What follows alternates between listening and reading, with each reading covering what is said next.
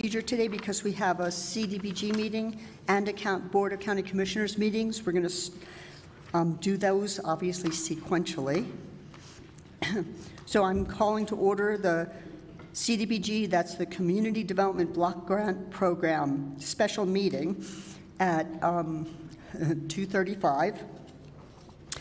Can I have a roll call? Yes. Chair Hamilton. Present. Commissioner Roy Ball. He's excused. He'll be here about 2:30 or shortly. Commissioner Moreno. Present. Commissioner Garcia. Present. Commissioner Hanson. Present. You have a quorum. Thank you. Are there any changes to the agenda for Cdbg?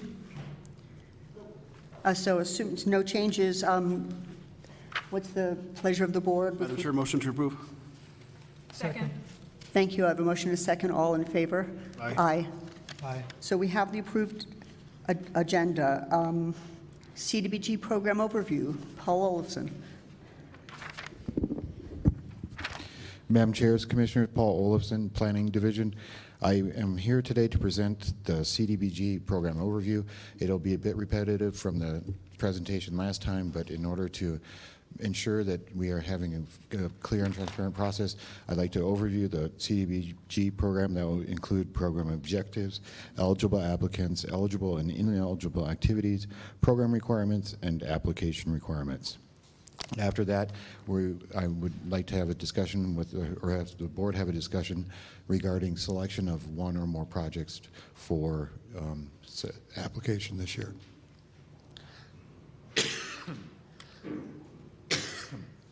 Excuse me. So the background into the overview is that community development block grant funding is provided by HUD, the Housing and Urban Development, in the form of grants to local municipalities. Hold on, I gotta get some water. Oh, thank you, Rudy.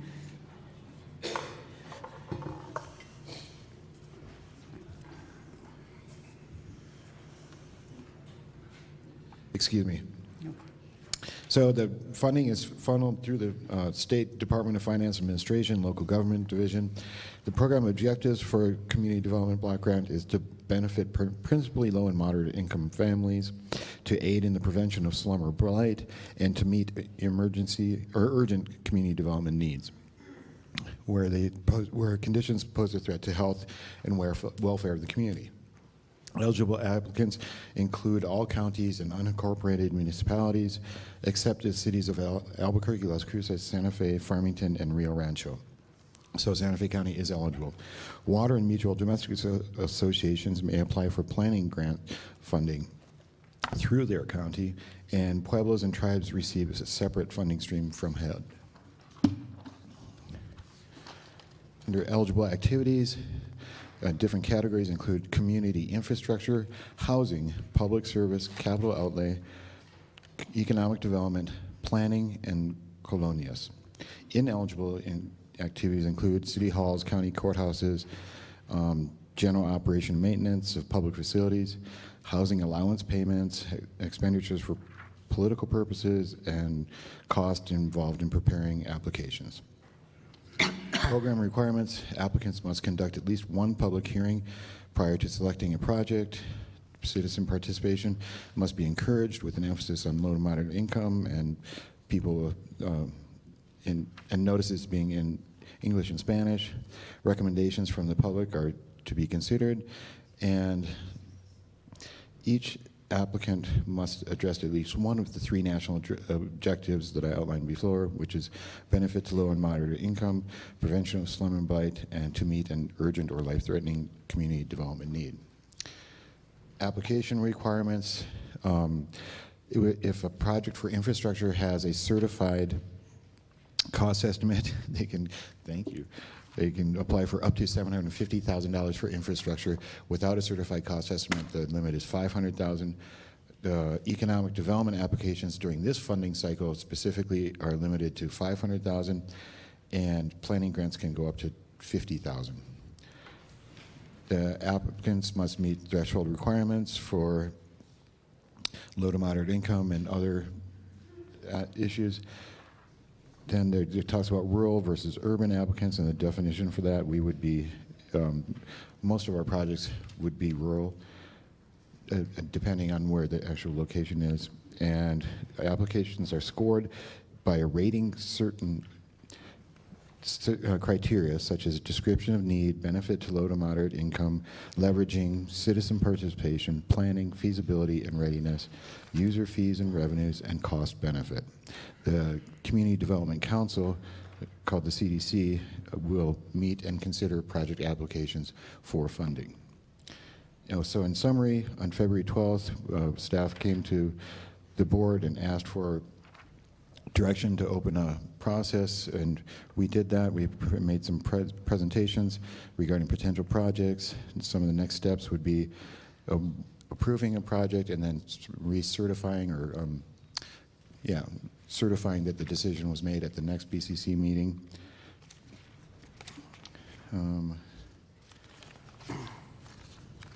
Currently, we have one CDBG project that is open, and that is the housing project to re-roof some of our affordable housing units within the county's affordable housing program.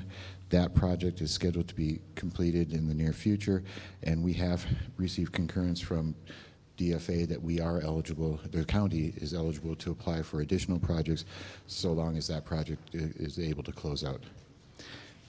We have two funding streams that are eligible right now. One is economic development, I mentioned before. There is a set aside specific for economic development, and there's approximately $500,000 in that fund that the county could apply for if it so choose. In the infrastructure, there's approximately $10 million statewide that will be anticipated to be applied toward infrastructure this year. It's a competitive statewide process. The county is able to select one infrastructure project if the board decides to do that. And again, it could go up to $750,000 with a certified cost estimate or $500,000 without. And with that, also we do have some other previous projects aside from the housing. We have funded Greater Glorieta Mutual Domestic Water System Improvements, La Familia Medical Center, Marcos Trujillo Teen Center, Nancy Rodriguez Community Center, and youth shelters. Again, this is a public hearing to provide for public input and ensure the public can make comments. The action that we're requesting at this meeting is to ask the board to consider whether or not it would like to select a project for economic development and whether or not it would like to select a project for infrastructure. We currently have one proposal for the economic development funds. That was New Mexico Fresh Foods, food processing facility in Santa Fe County. They did provide us a presentation at the last meeting. Also, we had a presentation at the last meeting for an infrastructure project. That was the Greater Glorieta Mutual Domestic Phase 3A project to install a deep well and a pertinent infrastructure to connect it to the water system. And since our last meeting, we have also received a second proposal for infrastructure funds, and this is for re-roofing of public housing sites. We do have Joseph Montoya here from the Housing Authority to speak to that proposal, and that is for $750,000 as well for the infrastructure. So in this case, we have one economic development project, and that time frame is slightly different than the others. If the board chooses to select one now, that project could be put forward as soon as it's ready, and then the DFA can decide yay or nay on that project. The infrastructure projects have a bit more of a time frame or time constraints. There have certain elements that must be completed, and then prior to June 21st for a final submission to DFA.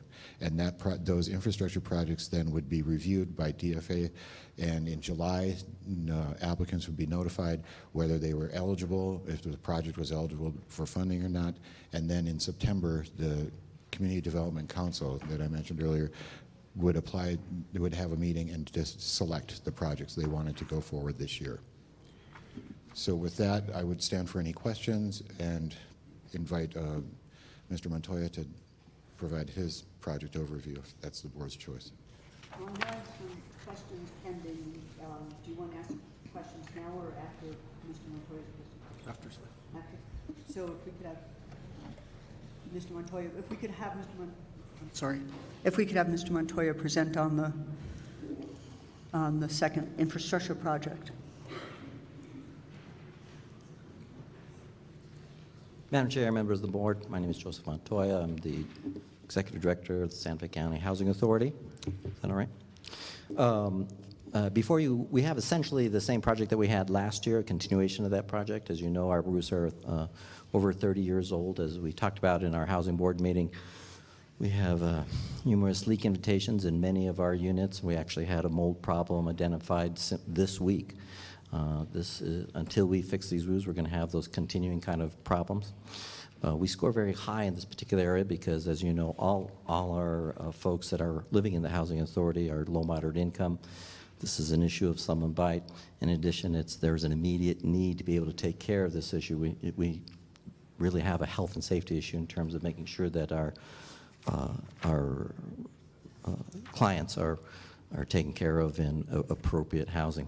We will be applying for, if considered, we'll be applying for the $750,000, which we received $500,000 last year because there was a specific homes set aside, housing set aside. There is not that housing set aside that is in place this year, so it'll be for the full $750,000. We have budgeted the 10% match from our HUD allocation of funds for particular projects on this issue. And quite frankly, we're ready to go, right? So we have very few problems in terms of this process. We have 2 years to spend this money. We're going to be spending it within a year. We'll be coming under budget. We're actually, if I remember correctly, and I don't remember things correctly sometimes, I think we were able to do 12 more units than we had originally anticipated with the amount of funds, and so we assumed that we're going to get that same kind of deal. One of the differences that we have is we found a better product with a longer lifespan, so we'll be actually getting a better guarantee, and hopefully, and it's actually cheaper, so we'll be actually able to do even more units. We've done over a third of our units. We'll be well over probably 75 to 80% of our units with a new allocation if we're picked. And with that, I'll stand for any questions. So there are questions from the board. Mr. Garcia, did you?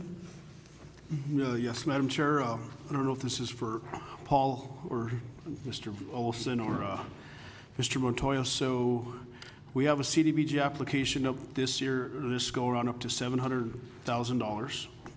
And then we have an economic development CDBG application process up to $500,000. And then we don't have any more set aside money for housing CDBG. Mr. Chairman, Commissioner Garcia, the housing set aside was exhausted, and the CDC will meet again in September, and when they allocate their funds for the coming years, it's not clear, or there's no guarantee that the CDC would choose to set aside an additional set pot for affordable housing. They certainly may, but they may not. And the same is true for economic development. Currently, this is the end of the economic development set aside, and we don't have any certainty that in September new set-asides will be created.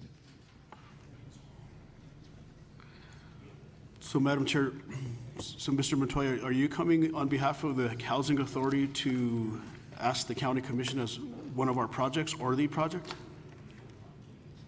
And Chair, Commissioner Garcia, yes, that's correct. So as you know, we had the same kind of process last year in terms of we had to choose between several very good products. In the end, we were able to get picked because the previous product that was picked wasn't able to put an application together in the timing, so we were able to pick that up. We were a little behind at the start, and so because of that process, but we're able to move on and get it done fairly efficiently. It was described exactly as it was. There's going to be a whole new commission, so they don't know what the commission is going to think at this period of time in terms of if they're ever going to do another housing set-aside. Historically, I can tell you, I actually used to sit on that commission. Historically, there was a lot of pressure on the Department of Housing and Urban Development, because that's where this money comes from, to put a housing set-aside. The state of New Mexico, for whatever reason, tends to do infrastructure and doesn't really know how to do anything else. They did tell us, though, if we did a good job, and they're very pleased with the job that they did, that they may consider that. That is, however, from the staff's position at this time. There is no guarantee at all that the commission will move in that direction. Other board member Chair, questions? Madam Chair, so how does communities throughout New Mexico determine whether they apply for the set-aside money or they don't, if we don't know what the commission's going to do? Madam Chair, Commissioner, historically what has happened is that there has been both an economic development and at times a housing set aside. However, the staff at DFA believes that the quality of a lot of the applications that received both under housing and economic development haven't been to their satisfaction, or the degree and amount. They haven't seen a market for those things. Primarily because a lot of the smaller cities and counties around the state, they're used to doing infrastructure. This is what they know, the people putting together applications. There's institutional infrastructure for those type of activities.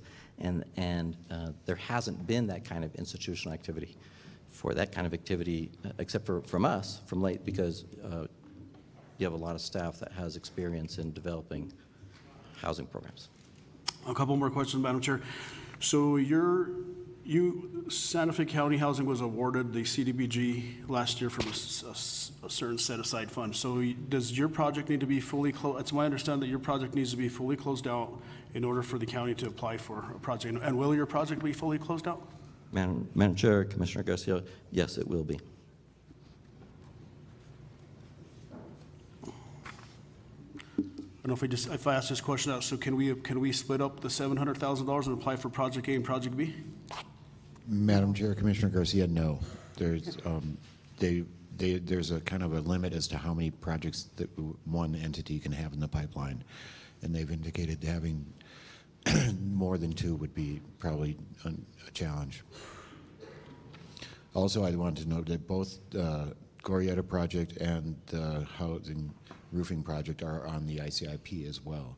So that is there is possibility of consideration at the legislature for both of those projects. And then this is actually not to deal with the project, but I just like to recognize Sheriff Mendoza, actually, and his Under Sheriff Johnson, who are in the audience. Thank you for showing up. I have no further questions. Thank you. Other questions from the board? Because this is the point at which we discuss projects and whatnot. Commissioner Hanson. Madam Chair? Yeah. This is also the public hearing, so you might consider having that before the discussion. Asking anyone. Is now the time before there's discussion? Okay, so I will open the public hearing. Is there anybody here from the public who would like to speak on the projects that are proposed? Mr. Lowy?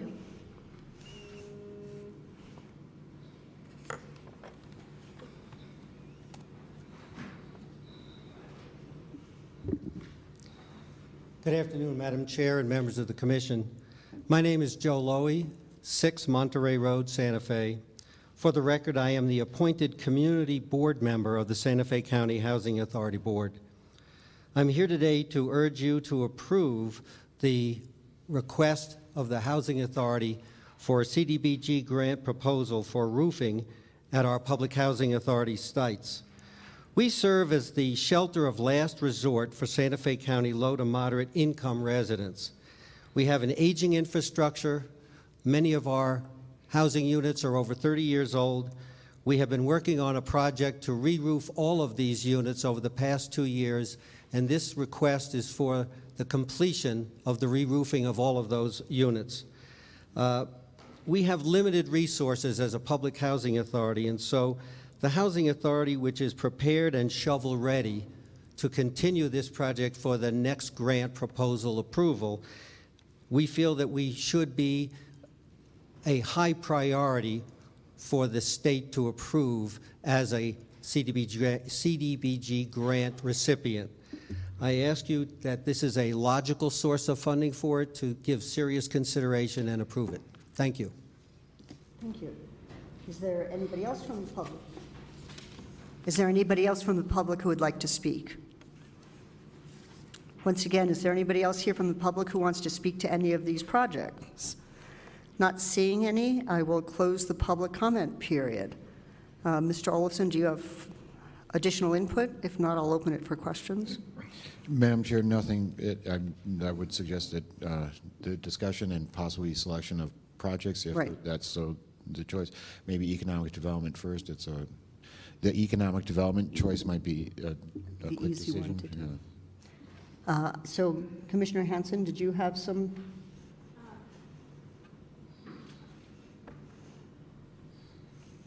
So I'm just going to be clear. We have 2 projects for infrastructure that we have to choose between. I can't hear you. Are you on? Can you hear me now? I can. Okay. Thank you. I was on, but I guess the mic wasn't close enough. I just want to be clear. We have 2 projects for infrastructure. Yes. Okay, and we have to choose between one of those. Yes. Yeah, okay. And we have 1 project for economic development. And that's Yes. it. Okay. And we are at the moment also asking for ICIP money for Glorietta water system. That, Madam Chair, Commissioner Hanson, both the Glorietta project and the Everything. housing project are on the ICIP list. Okay. I can't speak to. okay, both of them are, okay. Thank you. So let me suggest there's only one project being considered for economic development. If the board has a mind to put forward projects for both, which I certainly would suggest, the more outside grant money to help do critical projects for the county, I think, is better. If there's discussion on the economic development component of CDBG, is there either discussion or a motion somebody might want to make? I would move to approve the economic development portion of the Cdbg grant for New Mexico fresh foods, food processing. Second. So I have a motion and a second. Is there further discussion? All in favor? Aye. Aye. Any opposed or abstentions? So I think the board has spoken on that one. So for further discussion on the 2 infrastructure projects being considered. Madam Chair, I'd like to make a motion. Well, okay, I actually would like to say something before people make a motion. I mean, if you don't mind.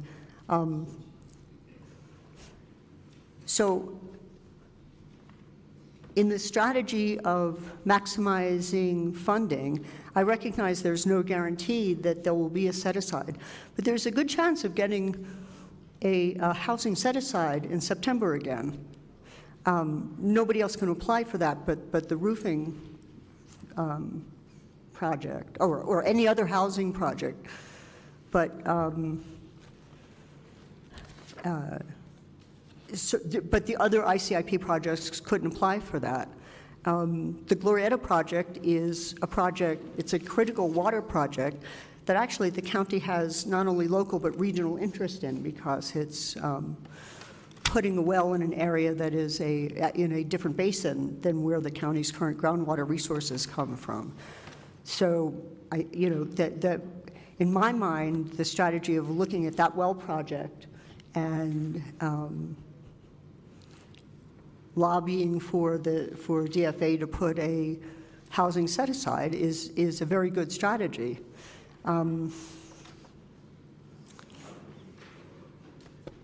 Having said that, the other concern is, in all honesty, being qualified because that project isn't closed out, and recognizing that the county lost funding a few years ago because of this exact kind of problem.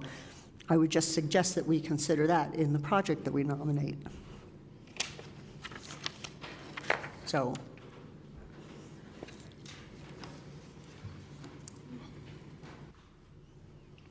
is there further discussion? Mr. Garcia? Are you ready for a motion? Yes. Madam Chair, I think since both of the projects are actually great projects, obviously, I'd like to make a motion that we actually support the Greater Glorietta Water Project for several reasons. One of them is They've already conducted a preliminary engineering report. In that preliminary engineering report, it actually has anywhere from estimates to, and I'm not too sure, Mr. Olson, do they already have construction drawings for their Yes. phase 3? Yes. They have CDs already for their phase 3. This is actually the last phase of the entire project, which actually will give a deeper well and will provide the last water to the last phase of the Greater Glorieta, which Greater Glorieta has actually consolidated their 3 different water systems into one water system, which is actually a regional water system. So that would be my motion. And also, just to add to that, is this is the first time that I ever hear of a housing project coming forward. And I don't know if it's the commissioner said it's shovel ready, but I yet haven't seen any estimates or any bids out there or anything to that effect. So that's one of the reasons why I actually make the motion for the Greater Glorieta. I'll second. So I have a motion and a second. So further discussion? All in favor? Aye. Aye. Opposed? Abstentions? Well, thank you very much. So we have both decisions. Is the next, Mr. Olofsson? Madam Chair, the next item is approval of a resolution 2019, a resolution selecting a community development block grant infrastructure project authorizing submission of a New Mexico Cdbg program application to the Department of Finance Administration, Local Government Division, Community Development Bureau for the project, and authorizing the county manager to act as chief executive officer and authorized representative in all matters pertaining to the application and Santa Fe County's participation in the CDBG program. So this resolution would ratify your just previous decision to select the Greater Glorieta Mutual District project. So, Madam Chair, just for clarification, you've taken action on both resolutions without actually calling them resolutions. So you took action on item D and item C through the vote, unanimous vote on both. Right. And clerk has the resolution numbers for me, numbers. yes. And Mr. Garcia, did you have a motion? Madam Clerk? Yes, D was first. Okay, that's what I want to do. Chair Hansen and Commissioners, for the record, I'd like to state that the first resolution that you passed is 3D, resolution number 2019-26. The second resolution you passed is 3C, resolution 2019-27. So they have been reversed. They're not the same as on the agenda. So thank you for the record. Thank you very much. You're And can the record show that it's actually Chair Hamilton? Gotcha. Just cheesing. For the record, yes, Chair Hamilton. Thank you. So, Madam Chair, now appropriate to take a motion to adjourn? Yes, thank you. So can I have a motion to adjourn the CDBG meeting? So moved. Second. All in favor? Aye. Aye. Thank you. So we're thank you very much, Mr. Olofsson. So we're adjourned at 3:03. So at this time, I'd like to call to order the meeting of the Board of County Commissioners, Santa Fe County, and it's at 3:03 and a half. You don't have to record the half minute, thank you. Can I get a roll call? Yes, Chair Hamilton, Here. Commissioner Roy Ball, Here. Commissioner Moreno, Commissioner Garcia, Here. Commissioner Hansen. Present. You have all in attendance. Thank you very much. And Mr. Flores, I have it right here. So the first order of business is the pledge. We have the Public Works Department, so we'll have the Pledge of Allegiance by Marcus Barella, State Pledge by Douglas Burian, and Moment of Reflection by Daniel Martinez.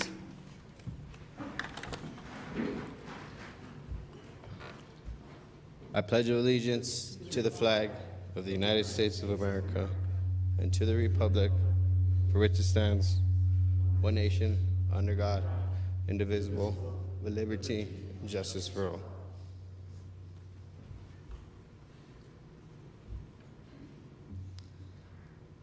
I salute the flag of the state of New Mexico, the sea a symbol of perfect friendship among united cultures.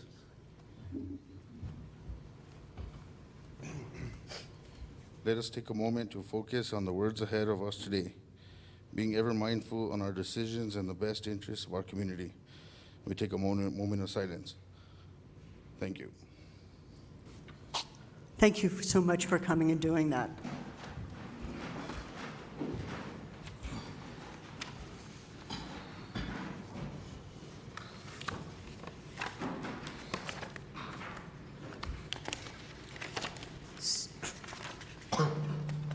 Excuse me. Manager Miller, do we have any amendments to the agenda? Yes, Madam Chair, we have quite a few, so I'll try to go through it slowly. This is actually our second amended agenda, but it was posted on last Friday at 3:31 p.m. And we had a few items on page 2. There's an item that actually is not changed in color on your agenda. It is under consent calendar, item 2B3.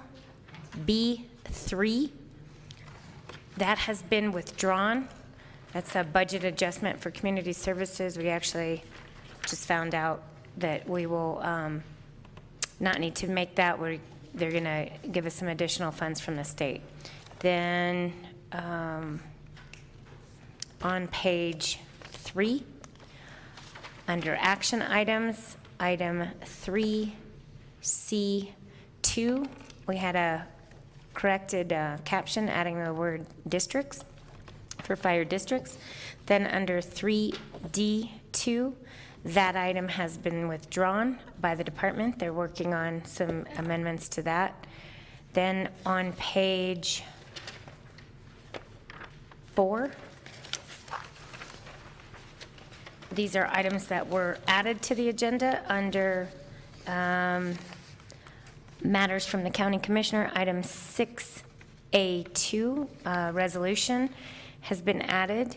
Then under 6E, request for approval of position and comments, that item has been added. Under matters from the county attorney, discussion of bargaining strategy preliminary to collective bargaining negotiations, under 8A was added, and then 8A4 the reflects that, and then 8A5 evaluation was added, the county manager. And then on page 5, action items as a result of executive session or potential items are were also added, and that is item B. I'm sorry, item 8C and item 8D.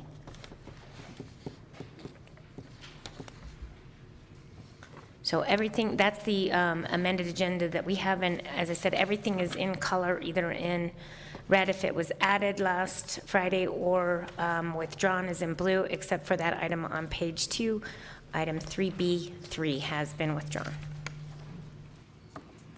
Thank you very much. So when I mess up, somebody can coach me through. So what's the pleasure of the board with regard to the agenda? Madam Chair, motion to approve amended agenda. Second. All in favor? Aye. Aye. Thank you. So we can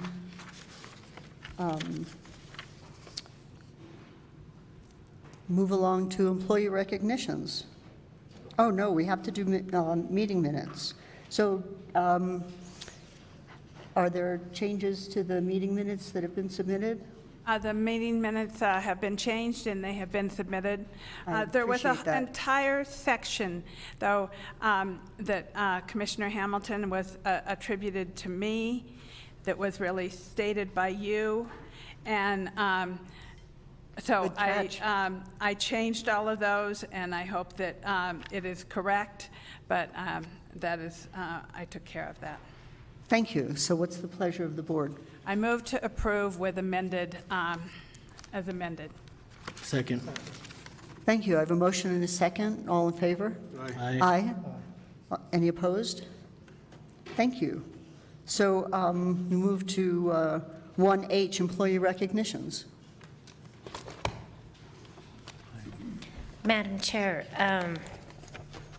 under employee recognitions, as you know, we recognize employees who have contributed significant years of service to the county, in specifically those who have hit a 5-year milestone of consecutive time at the county. And we just want to give recognition to those employees at the meeting. And they're listed in your packet, but I will read them out to thank those individuals for their dedication to Santa Fe County and its residents. In Public Safety, Fire Administration, James Hetler has been with the county for 5 years. In County Assessor's Office, Robert Quintana, 5 years. In Utilities, Adam Salazar for 5 years.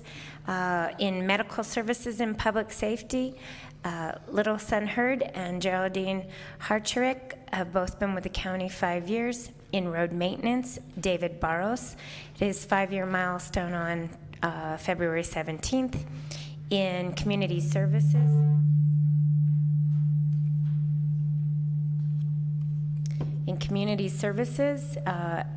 in Health and Human Services, Christopher Fede, 5 years. In Public Safety, Alicia Storer. In Fire Department, hit her anniversary today, 5 years. And then in the County Assessor's Office, Henry Garcia hit his 10-year anniversary on February 9th. So I'd just like to thank them for their service to the county. Excellent. Thank you so much.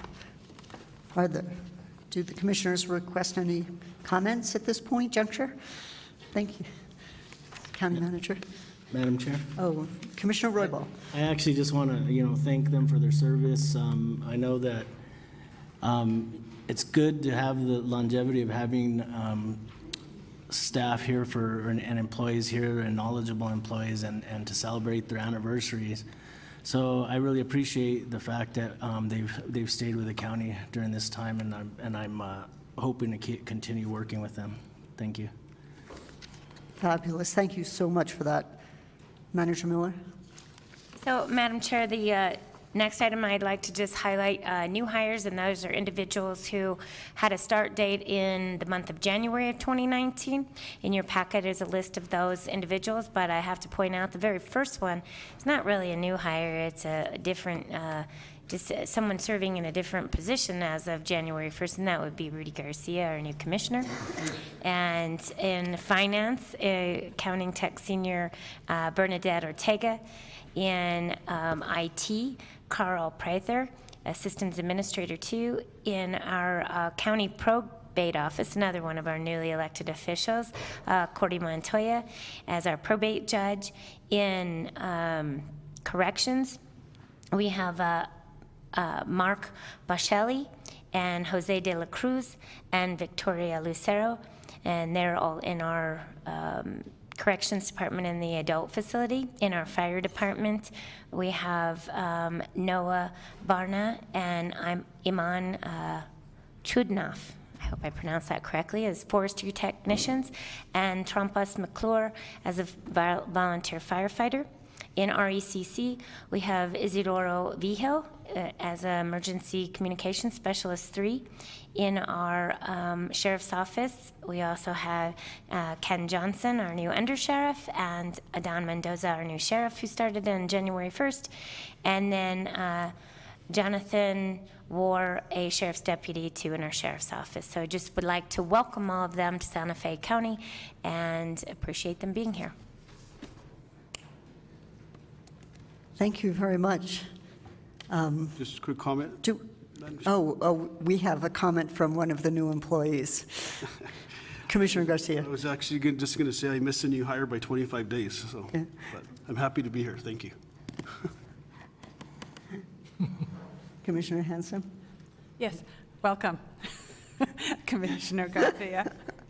We're happy to have you up here on the bench, and welcome to all of the new employees. We're grateful for your service to Santa Fe County, so thank you very much out there in all of our departments, and especially also Cordy, our new probate judge. I want to recognize her and thank her for joining our team. It's nice to have people who has spent a lot of time at the county transition into another position. So I just want to give them all a shout out. Thank you very much. Excellent, thank you. Madam Yes. Chair? Commissioner I also Rural. just want to say congratulations and welcome to all our new employees and elected officials. I look forward to working with you in the future. Thanks. Absolutely. Thank you very much. So with that, I assume we can move on to the consent agenda. So recalling that there's the one withdrawn item, 2B3, what's the pleasure of the board? Madam Chair, I'd like to move for approval of the consent agenda. Second. Thank you. So I have a motion and a second. All in favor? Aye. Aye. Any opposed or abstentions? So we'll move along to number 3. Oh, yes, thank you very much, Madam Clerk. Yes, Chair Hamilton. For the record, the resolutions you just passed within the consent agenda are Resolution 2019-28, 29, 30, and 31. Thank you. I think I should only have 3 because of the withdrawn item. Let me correct the record. Thank you. Okay. So for the record, the resolutions you passed were 28, 29, and 30. You did withdraw one. Yes, and so. Thank you. So 2B4 is number 30. Thanks. Thank you very much, Madam Clerk. So we'll move on to 3 action items. 3B, appointments and reappointments. Mr. Flores. Thank you, Madam Chair. Good afternoon, Commissioners. We have an item before you today requesting the reappointment of one member to the Water Policy Advisory Committee. As many of you know, we have members from Mutual Domestic, Soil and Water Conservation, Central Water Planning Area, Northern Planning Area, et cetera. And the committee is tasked with providing recommendations to the board on different activities, which is the next item on the agenda. We currently have a request before that we would humbly request that we reappoint Mr. Romero, Brian Romero, to the Water Policy Advisory Committee as a District 1 member. In the back of the packet, for informational purposes, we've included the current listing of WPAC members and vacancies.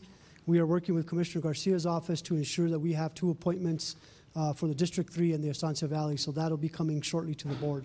And with that, we'll stand for any questions.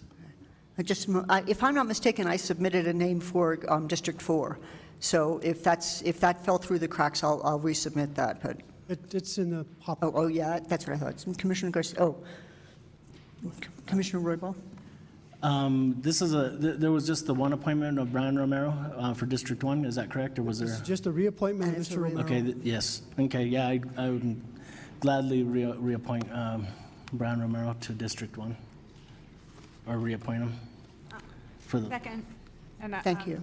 Is there further discussion from anybody? I have a question. Mr. Garcia? Yeah. Really quick from Mr. Flores. Who's the Asecchio member? You know? So that, Madam Chair, Commissioner Garcia, that is one of the vacant positions that we have on WPAC. So right now we have a small water system, the Estancia Basin, Central Planning, Asecchia, District 4, and District 3 reps vacant. It's in the back of the packet. Second to last page. Can I just, Madam Chair? Yes. Am I missing any members from District 2? Madam Chair, Commissioner Hanson, you are not. Okay, thank you. Thank you. But we are missing an Asecchia member.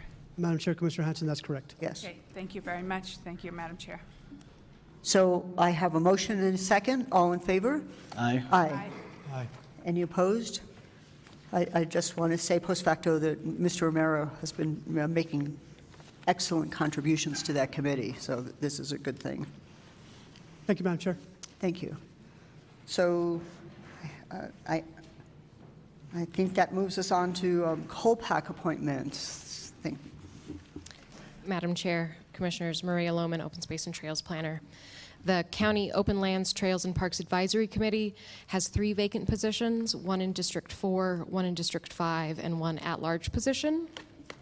Ernesto Ortega was our at-large member, and John Parker was our District 5 member, and their terms expired in March, and they were not able to serve for a third consecutive term. Dave Dannenberg from District 4 resigned his position. Per Resolution 2011-4 that outlines the procedures for appointments to Colpack, we requested letters of interest and qualifications, and looked for expertise in various different areas, including cultural resources protection, trails planning and construction, public administration, natural resource conservation management, etc. We received a very large response. People very interested in serving on Colpack. As you can see in your packet, we received 9 complete applications for 3 positions. Based on applicants' qualifications and the desired expertise, we recommend that the board appoint Matt Wagoner for the District 4 position, Jan Cohen for the District 5 position, and Elise Apple-Snyder for the at-large position. Again, based on their qualifications, which you can see in your packet. And with that, I'll stand for questions. Commissioners, are there any questions on this? People? Madam Chair. Yes, Commissioner Moreno. I was happy to see how many people would want that job, but obviously it's a coveted position. And reading the resumes and the qualifications were really eye-opening. And I think this is going to be a very good group of Colpack members. Thanks for your work on that. Thank you. Very impressive. Madam. I would like to move to approve Matt Wagner, Jan Cohen, and Elise Apple-Snyder to the 3 members on Colpack. Thank you. Do I have a second? Second. Is there any further discussion? So I have a motion. Oh, just really quick, does each commission district has equal representation? Yes. Madam Chair, Commissioner, yes, as you can see in your packet, there are 5 positions for each of the 5 districts and 4 at-large positions. So it's not completely equal, but it's as available, and you can see who is appointed for each district. thank you. So I have a motion and a second. All in favor? Aye. Aye. Aye. Any opposed? Thank you. Thank you very much, Maria.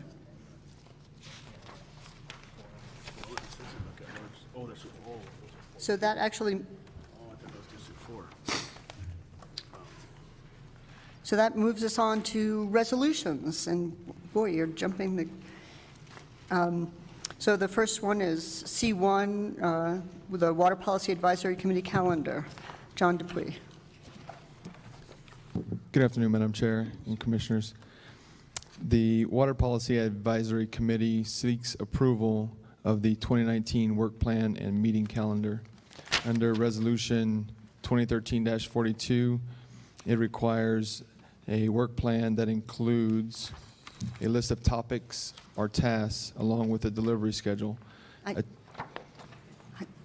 I'm sorry, I missed a couple of words in there. Under tabs, just the last half a sentence. The draft work plan includes a list of tasks or topics. Thank you, sir. No worries. Along with a delivery schedule, and the attachments to this resolution include that. Also attached is the meeting calendar for 2019. And with that, I stand for any questions. So, Commissioners, are there any questions on the Water Policy Advisory Committee work tasks? Yes, Commissioner Hanson. I would like to move to approve a resolution adopting the Water Policy Advisory Committee calendar and work plan and meeting calendar for 2019. Thank you. Do I have a second? Second. Thank you. So I have a motion and a second. All in favor? Aye. Aye. Thank you. Chair Hamilton, for Yes. the record, the resolution you just passed is resolution number 2019-31. Excellent. Thank you, Madam Clerk. And so that moves us to 3C2. Erica, why don't you start? Good afternoon, Madam Chair, Commissioners. Excuse me. The Finance Division is requesting approval to increase the Fire Operations Fund by $907,100. These funds are coming from the New Mexico Fire Protection Grant Council, and these will provide SCBAs, or otherwise known as self-contained breathing apparatuses. In the memo, there is a breakdown of how much each fire district is getting in the total of the $907,100. Excellent. Are there any questions? I actually have a question. I know one of the holdups on this was the decision about which type of SCBA to go with. My fellow commissioners may have absolutely zero interest in the answer, but I am curious to know what we went with. Madam Chair, Commissioners, we're actually in the procurement process, so we're working with the Purchasing Division and going out to bid for self-contained breathing apparatus. So we won't have an answer to that question for several weeks at a minimum. We do have to have these funds encumbered by May 15th. Yeah. So the delay, if anything, has been not on our part, but it takes quite a long time for the state to move forward with their approvals and to get a check to Santa Fe County for the award amount. Right. So it's still this situation. It's not just different providers, but different types. So one's compatible with previous gear and one is not. Would be a complete changeover for the county. Is that still true? Madam Chair, correct. We're looking at potentially a full changeover, but we are looking at replacing all of the SCBAs system-wide for Santa Fe County. So we're not going to have two different sets of SCBA around the county. They're just not compatible, and parts get mixed up, masks get mixed up, and it creates a safety hazard. So we're looking at replacing all of our SCBAs. Excellent. Thank you so much. Are there any other questions? So what's the pleasure of the board? I move approval. I'll second. Thank you. So I have a motion and a second. All in favor? Aye. Aye. Any opposed? Thank you very much, Chief Sperling. This will be a big boon to the fire department. So that moves us along to, can I have a resolution number for that? Chair Hamilton, the resolution just passed for the record is resolution 2019-32. Excellent. Thank you, Madam Clerk. So that brings us to miscellaneous. The first is the construction contract between Santa Fe County and GM Emulsion. Mr. Taylor. Thank you, Madam Chair, Commissioners. We have a construction contract 2019-0119-PW/MAM between Santa Fe County and GM Emulsion for the construction services of Racetrack Subdivision and Camino Torcido Loop. The amount of the contract is $1,196,916.08, exclusive of GRT. The projects were designed by two engineering firms, and it was decided within purchasing and projects, public works divisions, to bid both of these roads because of their close proximities as one bid project.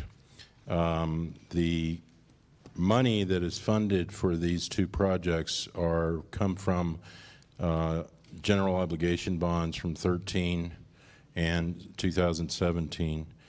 The amount of the bids, although were bid together, they were two bid sheets, and so we have a total amount for Torcido Loop, a total amount for the racetrack. We are going to do an internal bar where we are short slightly in the funding source 356 in racetrack, and we're going to move $158,514 from the Torcido Loop funding 356 to the racetrack, if I said that correctly, moving the funding that was identified for Torcito to racetrack, $158,000. So I needed to present that to the board before I stand for any questions. Madam Chair, just so I can give it Mr. Flores, yeah. Just for clarification, we have two projects funded by two bonds. We're going to need to do some internal movement of funds from Project A to Project B. I think the number that Mr. Taylor is we have to go back and do our due diligence to be able to move that. I have a little bit different number to come in, but we want to let the board know we're going to move from Project A to Project B to be able to fund both projects in their entirety as part of the bid document. So I just want that on the record. Just for clarification, that even if you still have more due diligence on the numbers, that came. Madam Chair, that's not on the numbers of the bid, just the internal bar to move the numbers to make it whole. So we don't have any due diligence to do. The bids are the bids that are in the packet, and we're requesting approval of those contracts. We're just informing the board that we're going to take an overage of one project and apply it to the underage of the other project to be able to complete them both. And that just worked out appropriately? Yes. That's great. Okay. Any other questions? Madam Chair, motion for approval. Second. So I have a motion and a second. All in favor? Aye. Aye. Any opposed or abstentions? Thank you. Thank you. Thank you very much. So D2 was withdrawn. That moves us, Mr. Flores. So are we at that point, Madam Chair? I don't know. Are we at matters of public concern? You're jumping the gun on me. We're at matters of public concern. Is there anybody from the public who would like to address the commission? Again, is there anybody here who wants to address the board? Did I miss something? No, it was that's a withdrawn item. Yeah. So I'm going to close matters for public concern, and now we're at matters from the county manager. Sorry. Legislative update. Thank you, Madam Chair. It seems to be one of those days, doesn't it? He was just in a hurry because it's this thick. That's. And I promise, Madam Chair, as Commissioner Garcia pointed out the last time, I am not reading every page. So, Madam Chair, before you is the latest report of all the activity that's gone on since the last 2 weeks that we were able to present before the board.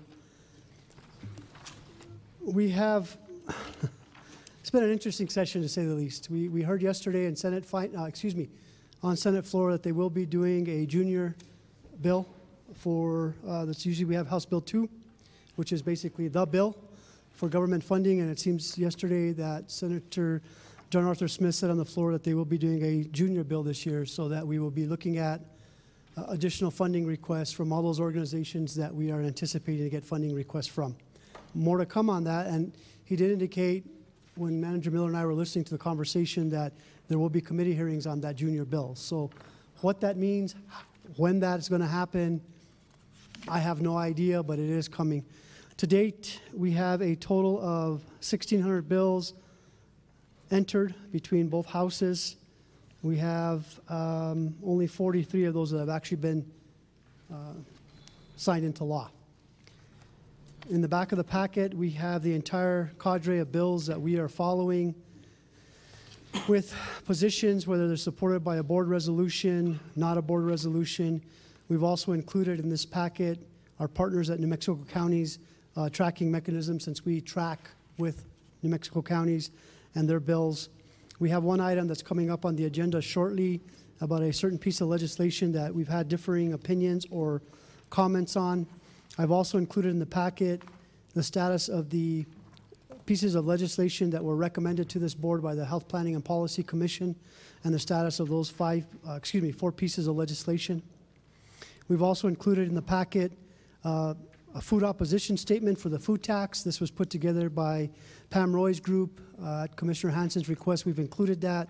We don't have a specific bill number yet because we have various tax bills still being worked through on the House side, but that is in here.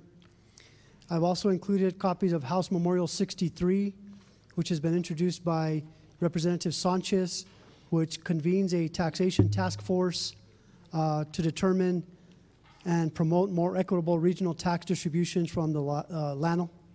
or similar federal research facilities. This is a piece of legislation, although it's a memorial requesting a task force be established. I would ask the board the authority to speak in support of this memorial. Again, the memorial requests a task force be convened to look at a distribution of the taxes that Llano generates across multiple counties. Right now, Los Alamos County is the, I'm going to say, the lion's share of those that benefit. This would actually look at spreading out that distribution equitably under other jurisdictions and counties. So that is one, House Memorial 63.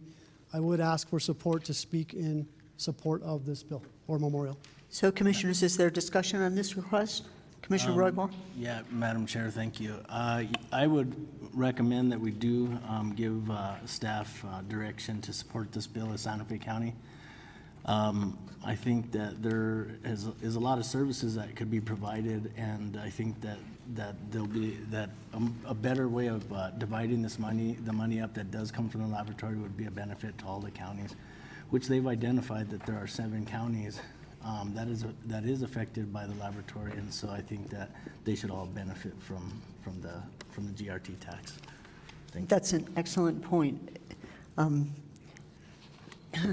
One question I have is in this memorial, or is there any indication of or the structure of the committee that would look at this? Just, Madam Chair, just that the Legislative Finance Committee and the Rev Stabilization and Tax Policy Committee study this in 2019. So my guess is, although it's not stated in here, this will go to the interim process, and during the June, July, August, September timeframe when they have interims, the Finance Subcommittee or Interim Committee would be taking a look at this. Okay, thank you. Is there further discussion? I would just speak in support of what Commissioner Roybal said. Anybody else? So I have a question. Commissioner? Just really quick, Mr. Flotas, once again, so the tax that comes in from the GRT tax for the New Mexico, for the laboratory up there, they want to spread this among all 33 counties? No, so, Madam Chair, Commissioner Garcia, they want to look at who would benefit not only from the lab, but any research facility. That could be Sandia as well. So those counties or municipalities that are affected by that tax and where it's going today and how it could be benefiting other jurisdictions outside of where it's going today. For instance, Rio Arriba County, Santa Fe County have a huge impact, and we play a big part in what goes on at Llano. They have to get through our counties to get to Llano. So looking at this and seeing how they could equitably distribute that rather than to a single jurisdiction is a benefit to Santa Fe County. Hope that helps. Okay. Any other commissioner? Is that sufficient direction? That's sufficient, Madam Chair. Thank you.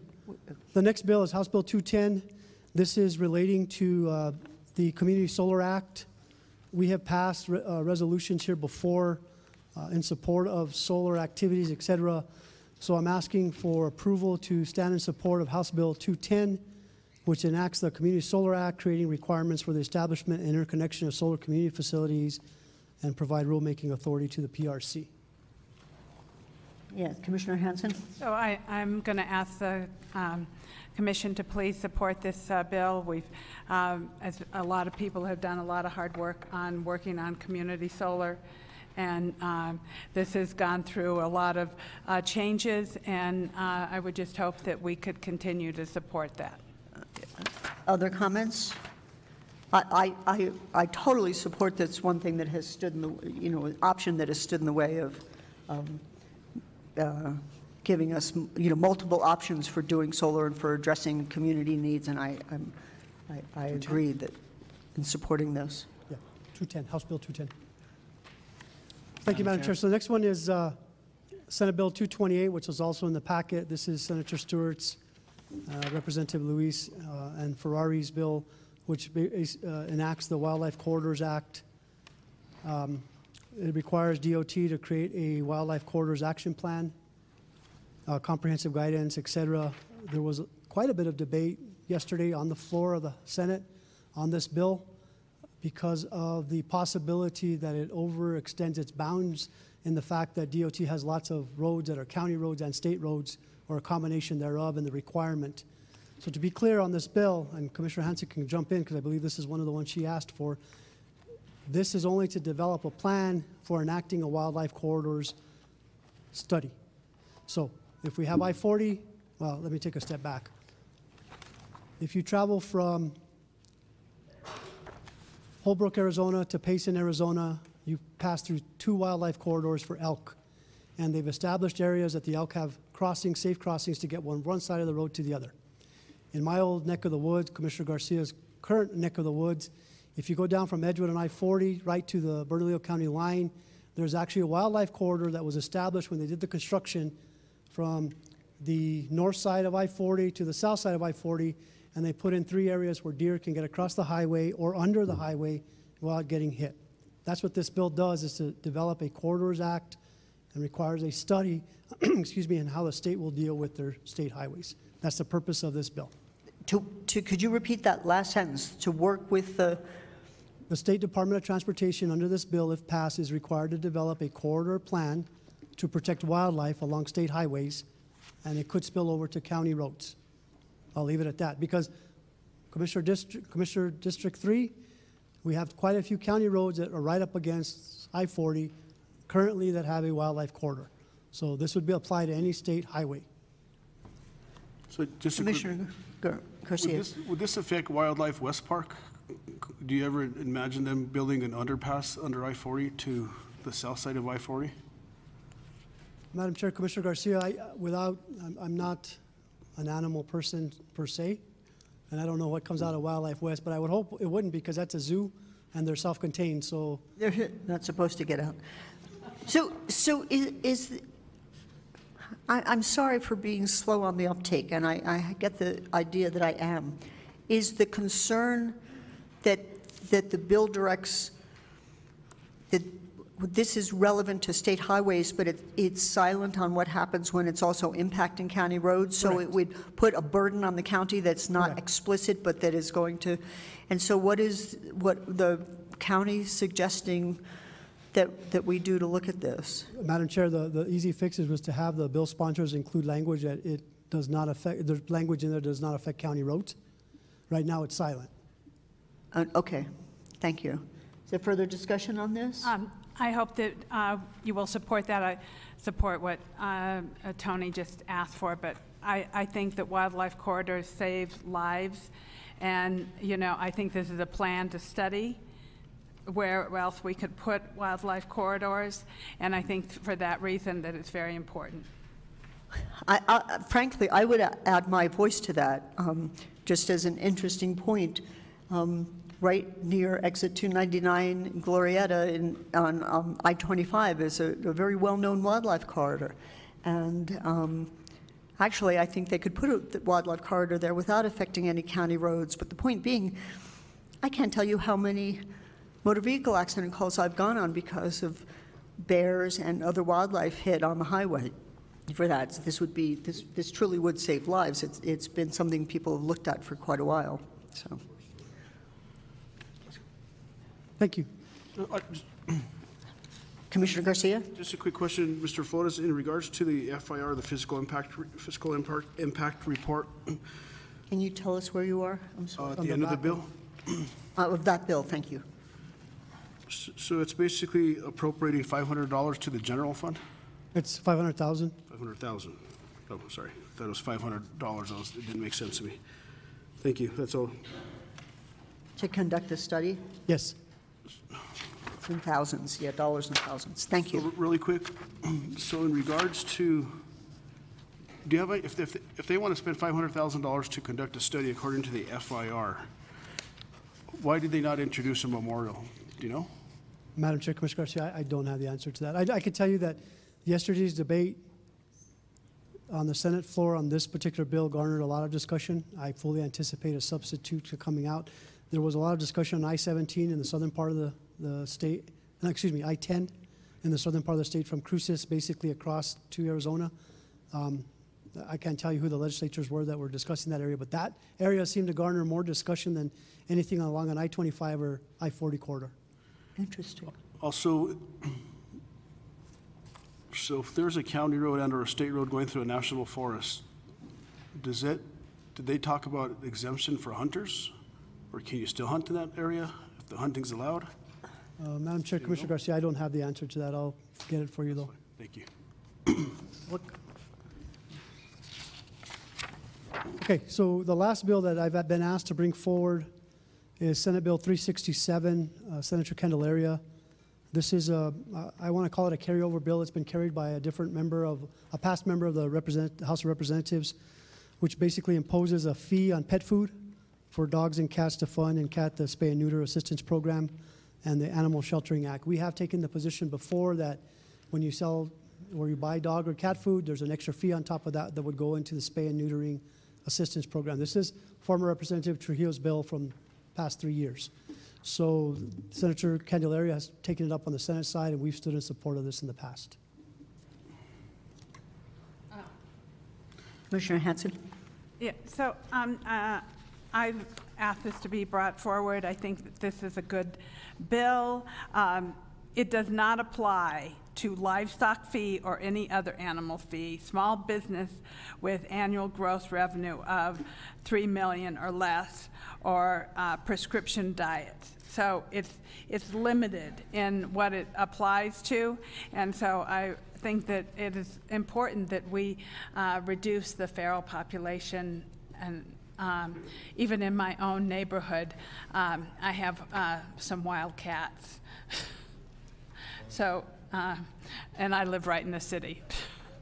Commissioner Hanson, do you know, when I was briefed on this bill before, but it was last year or the year before.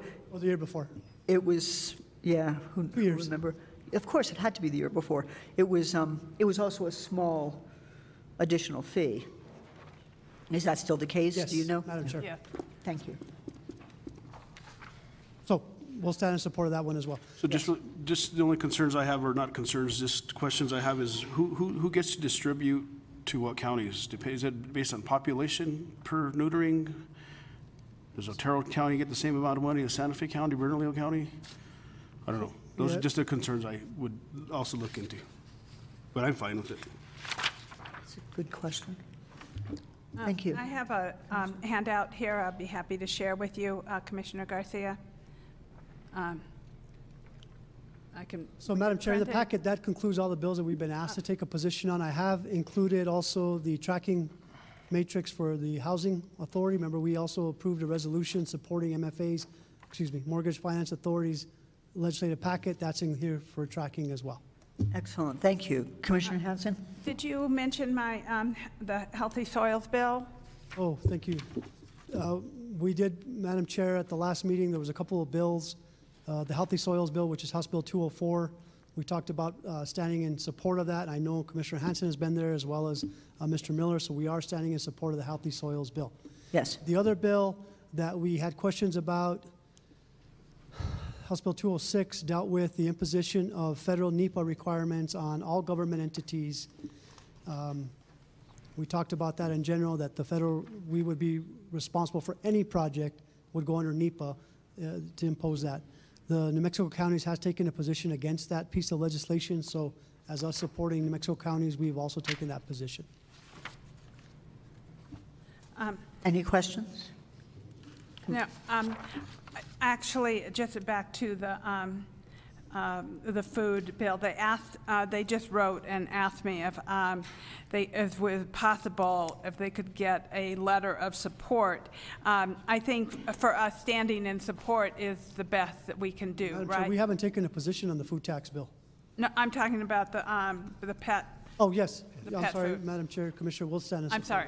Yeah. Okay. Thank you. Commissioner Garcia, did you also have a question?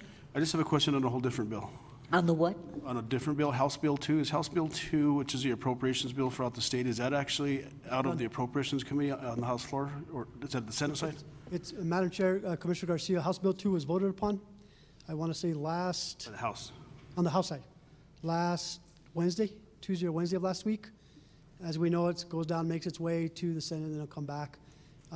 But as I indicated, there's going to be a junior bill that's accompanying somehow in there that the Senate Finance Committee is going to be taking up on their side. And then as you know, when the two meet on the floor, I'm not really sure what's going to happen. But House Bill 2 has come out and is moving through the process to get to the Senate. So regarding Mr. Flores, regarding the junior bill, so if you have the House Bill 2 has $7 billion in it. So have they actually mentioned, I don't know, Manager Miller could help out, have they mentioned how much they're going to take out of the appropriation $7.2 billion for this junior bill? We heard yesterday, thought it was 30 million. 30 million. 30. And what is the 30 million going to be utilized for? Have they mentioned that? I don't think they've actually mentioned what it is. My gut tells me it's going to be for some of these, Madam Chair, Commissioner Garcia, some of these nonprofit requests for funding, for programs. Half of the 30 million will be for one-time expenses, half of it, so 15 million, would be for recurring expenses. I think, as we heard yesterday on the floor, it's kind of a wide open shot, and I'll defer to my boss. Madam Chair, Commissioner Garcia, they haven't done a junior bill in over 10 years, I think. It was back before the first economic decline in 2009. And what they used to do, and so I don't know if they'll do it exactly the same way, but what they used to do is split it up kind of a third, a third, a third, like they do capital. But it's in the operating bill, not the capital bill. So it means that we could see appropriations for some local programs that are operational. My guess is they would make those non-recurring, but the problem with that is if you get an appropriation in, through an agency to a local government that's from their operating funds, so to speak, but it's not guaranteed that you'll get it year after year. It's a little hard as a receiving entity to spend that without beefing up too much, staff or something. You still want to treat it like it's non-recurring, because and part of the reason they're doing that, what they don't want to do is in House Bill 2 set the base budgets for all of the agencies at something that they might not be able to sustain. So in House Bill 2, what they've tried to do is budget what they think is a sustainable recurring revenue for recurring and their non-recurring areas in Section 5. And then, but they still have some capacity in their revenues, so they tend to add a junior bill when they feel that they have that without really building it into the base budgets of the agencies. So it's, I was really glad when it was gone, but that was because I was at DFA. But now, when you're on the receiving end, you might enjoy it. I don't know. I don't know that some of the things I think that the Association of Counties is really going to push for, because as you know, in their priorities, they were trying to get additional EMS funding. They were trying to get the correctional funding beefed back up to $5 million, and that didn't happen in House Bill 2. So I think you'll see a lot of lobbying from the Association of Counties or New Mexico counties to fund those priorities that that the board put in place for all counties that we would receive, that we didn't get. They didn't restore that funding. We also heard there's some agencies that they felt didn't get in House Bill 2 some of the funding that maybe as much as they would have liked, like the universities, higher education. And so you might see some of that. That'd just be my guess, but I think it will become a very political bill for whoever you can get that has clout to get something in it. Thank you. Thank you. Thank you. Madam Chair. Yes, Commissioner Hanson. So I'm not familiar with this format of a junior bill, so I'm a little confused. Like, is it another form of capital outlay? Is it another form of? Madam Chair, it's just like Commissioner Hanson. It's pretty much just like House Bill 2. It's structured in the same way as House Bill 2 with your recurring and your special appropriation, depending on, but it's more like an operating funds. But as Tony said, they're not going to put all of it in recurring, which would mean salaries or benefits or contracts or something like that. It would be likely into areas of different agencies that A, could use it for their own operations, or B, might push that money out into local communities through programs, through RFPs that a state agency might do. So for instance, maybe they put $500,000 in there for behavioral health programs around the state, and then maybe Department of Health gets that appropriation and might put out a contract for proposals from local governments of how they might provide some behavioral health services. That might be how they look. They might be very specific to a specific program in a specific agency, or it could be broad like that. We've been the beneficiary of some things that were put in junior for our teen court program. Long ago, we didn't have enough funding locally to fund our teen court program, so county lobbied, got, I think it was like $60,000 or something like that, put into junior, and over time, it actually turned into a fund that all counties who have teen court programs can apply to, I think it's AOC, for funding. So sometimes it's a way, too, of initiating the start of a program through what might be a one-time appropriation that then gets wrapped into a recurring appropriation.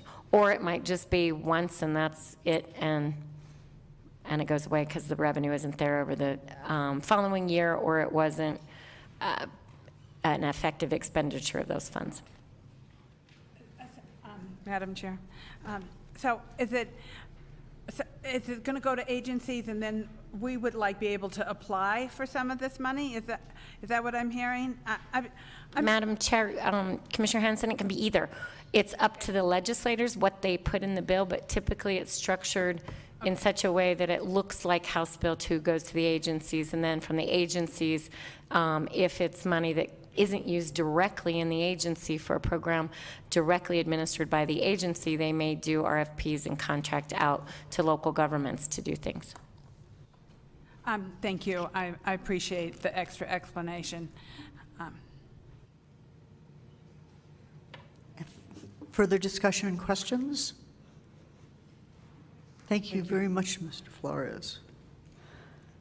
So that should move us along to 5A2, which is a presentation on our business incubator. Mr. Heyer. Madam Chair, Commissioners, the Santa Fe Business Incubator entered into an agreement with Santa Fe County in February of 2016. I'm slightly disabled. Can we wait till that? Thank you. There. Now I could hear you if you talk. All right, I'll start over. Oh, that's okay. The Santa Fe Business Incubator entered into an agreement with Santa Fe County in February of 2016, and this contract was extended by amendment through 2018. The focus of the contract is to provide business and workforce development services for businesses located outside of the incorporated area of the county. Now that the 2018 contract is ended, a report has been created to present.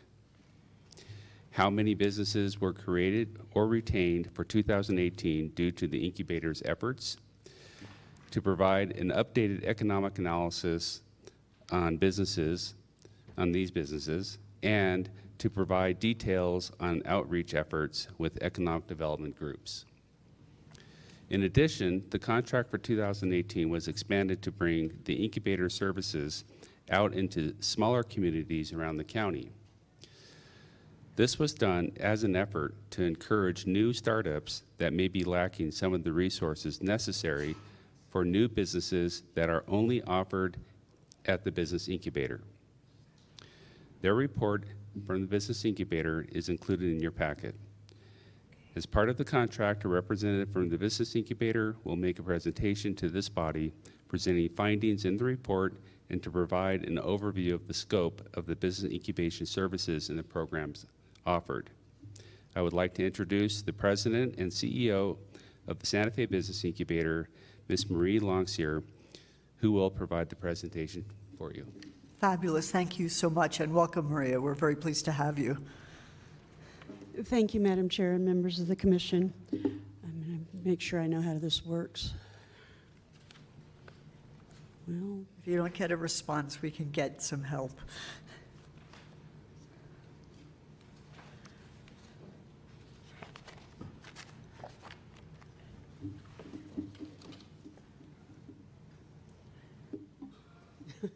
Oh, it always helps to turn it on.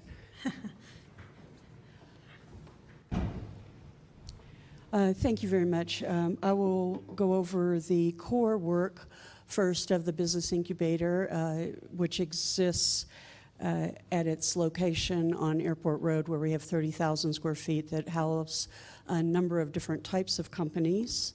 This is the economic impact of our fiscal 2018 year, which ended in June 30, this last summer. During that year, 57 new jobs were created, 37 part-time, 20 full-time. Those companies brought in over $5 million and paid out $4 million in payroll. These are very common numbers for us across many, many years, between $5 to $6 to $7 million of revenue, between $3 to $5 million of payroll every year for the companies in the incubator. They attract investments. That number changes a lot. Last year it was almost $3.5 million. It could be as much as $15 million or as little as $2 million, depending on what the companies are getting in the way of investments. The total employees, 116 people work for the companies there at the incubator.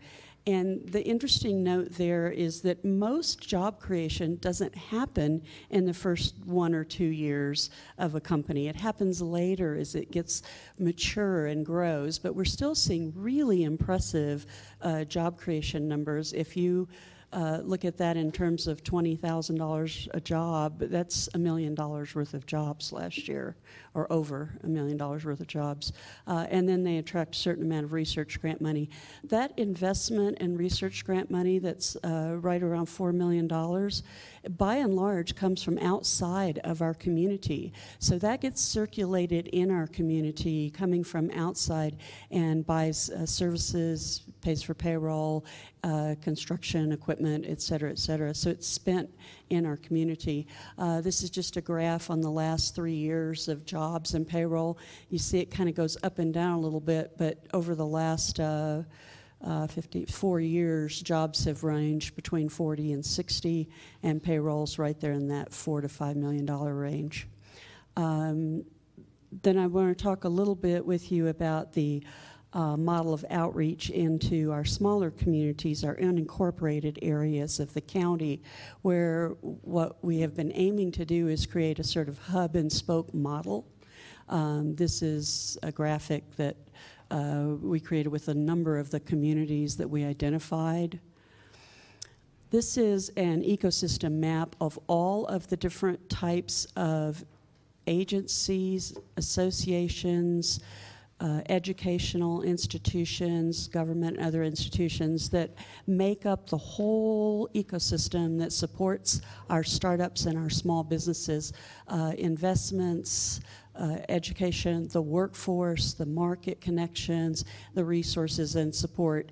And one of the things that we were tasked to do as we went out into the small areas of communities in the county was to make sure that our businesses we connected with understood what a wealth of assistance and help and programs and access to capital and workforce is available to them.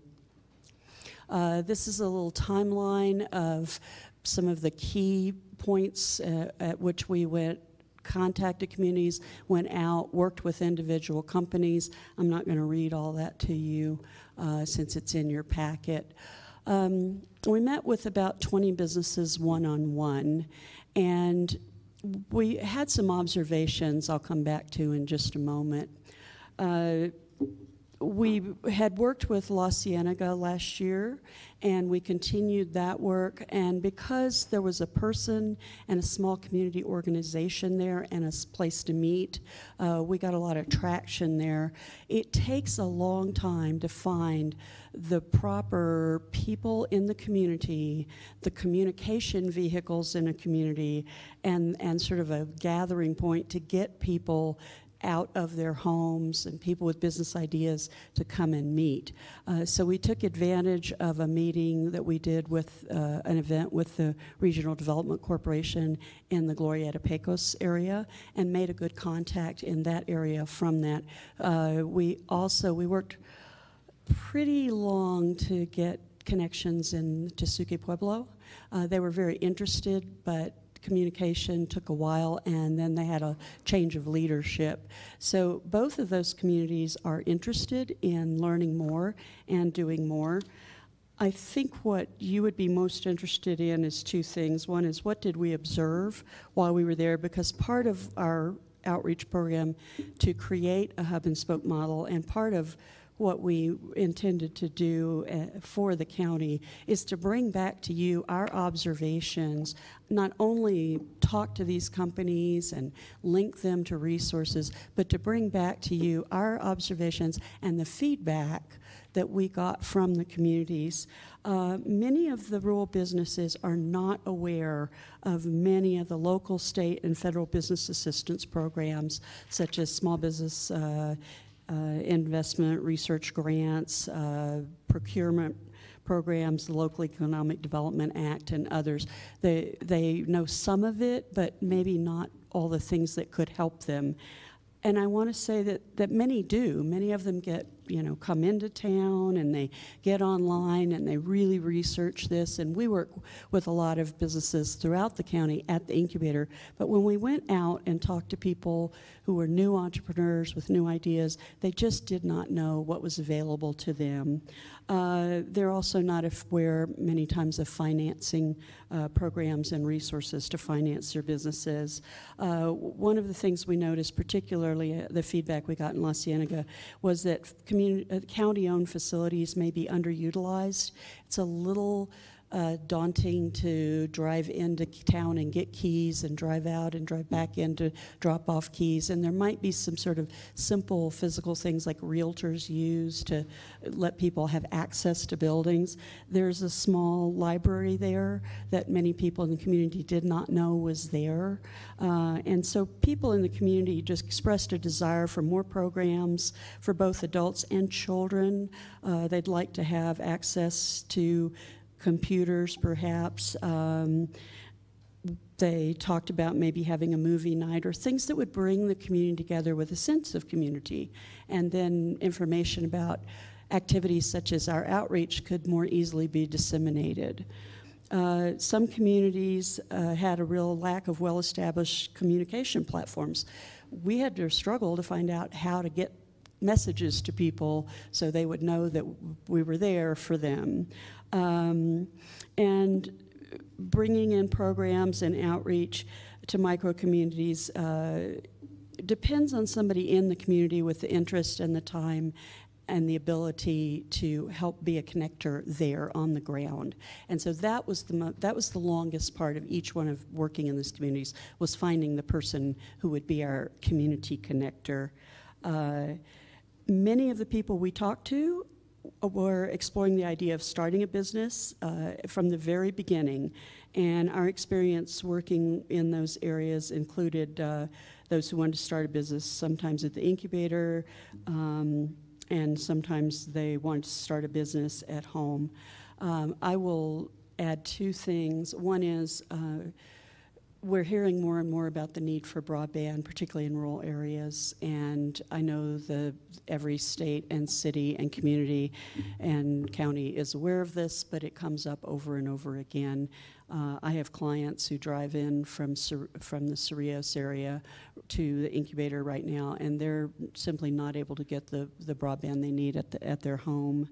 And then finally, even though we did outreach in specific communities, people who attended came from all over. Some drove from far away to come to these little events. And regardless of how broad we put things out in newsletters or newspapers or on radio, most of them found it on Facebook, which was very interesting to us.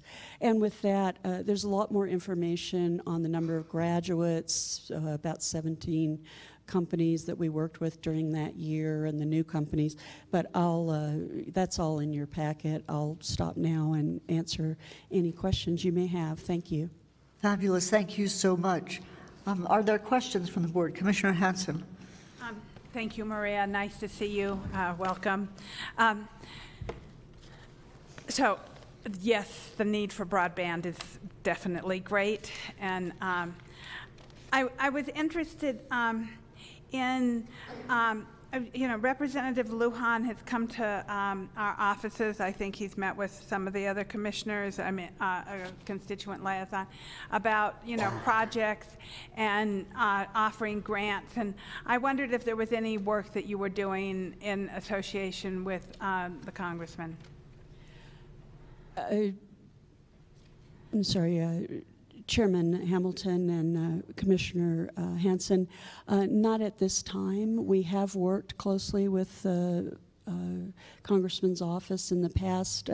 We are at this time in the process. It's not really public yet because we're behind the scenes working on right now a federal grant to put a new roof on our building and to upgrade some of our technology. And of course, the Congressman and Senator's offices will support that. That's great. And then, you know, do you find people complaining out in the county about the difficulty getting a business license, or how is that an obstacle for them, or do they, you know, like I know in the city it's relatively easy. I hear from sometimes from county residents it's more difficult. So I'm wondering, what kind of effect is that having on, you know, businesses in the county? Chairman Hamilton, Commissioner Hanson, actually hear the opposite, that it's harder in the city than the county. Okay, but great. Most of the people we talked to were in the idea stage and the startup stage, and they did not speak to us that I know of. Now, my colleague, Sean O'Shea, is here, who helped develop this program. If he has anything that's completely different from that, I'd ask him to step up. But by and large, the people we talked to were not at the business license point, so we didn't hear a lot of feedback about that. And then, of course, you know, the village of Agua Fria, I think there would be businesses that would be interested, but do you do any kind of workforce training for people to, you know, like developing skills, you know, in different arenas, or is that kind of really left to another area? Or Chairman Hamilton, Commissioner Hanson, that's ancillary to what we do, and some of our clients get involved in programs like JTIP, the Job Training Initiative, where we help them tap into that to be able to train people on the jobs, or that we take on interns, other companies take on intern, and our focus is on helping the companies grow. And so to the extent we can link them to the workforce that they need, we do, but direct job force training is not our mission at this point. There's one more thing I might add, and that is, so we do the core work that we do at the Incubator on Airport Road, generates, of the companies there, a little about over $400,000 a year in gross receipts taxes back to local government. So you're getting the money back.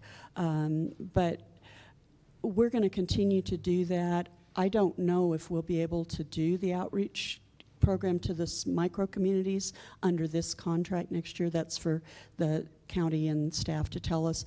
But there is a possibility of a USDA grant that we might be able to continue to do some of this outreach. So we're going to try and follow up with other sources of funding to go out to these communities. I know it sounds silly, but it's a lot of fun. That's not silly. It's just really fun to talk to people who have ideas and they're excited about it, and to help them find the resources that they need and connect to what they need to make their business start.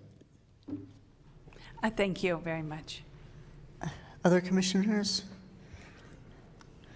Frank, Commissioner Garcia?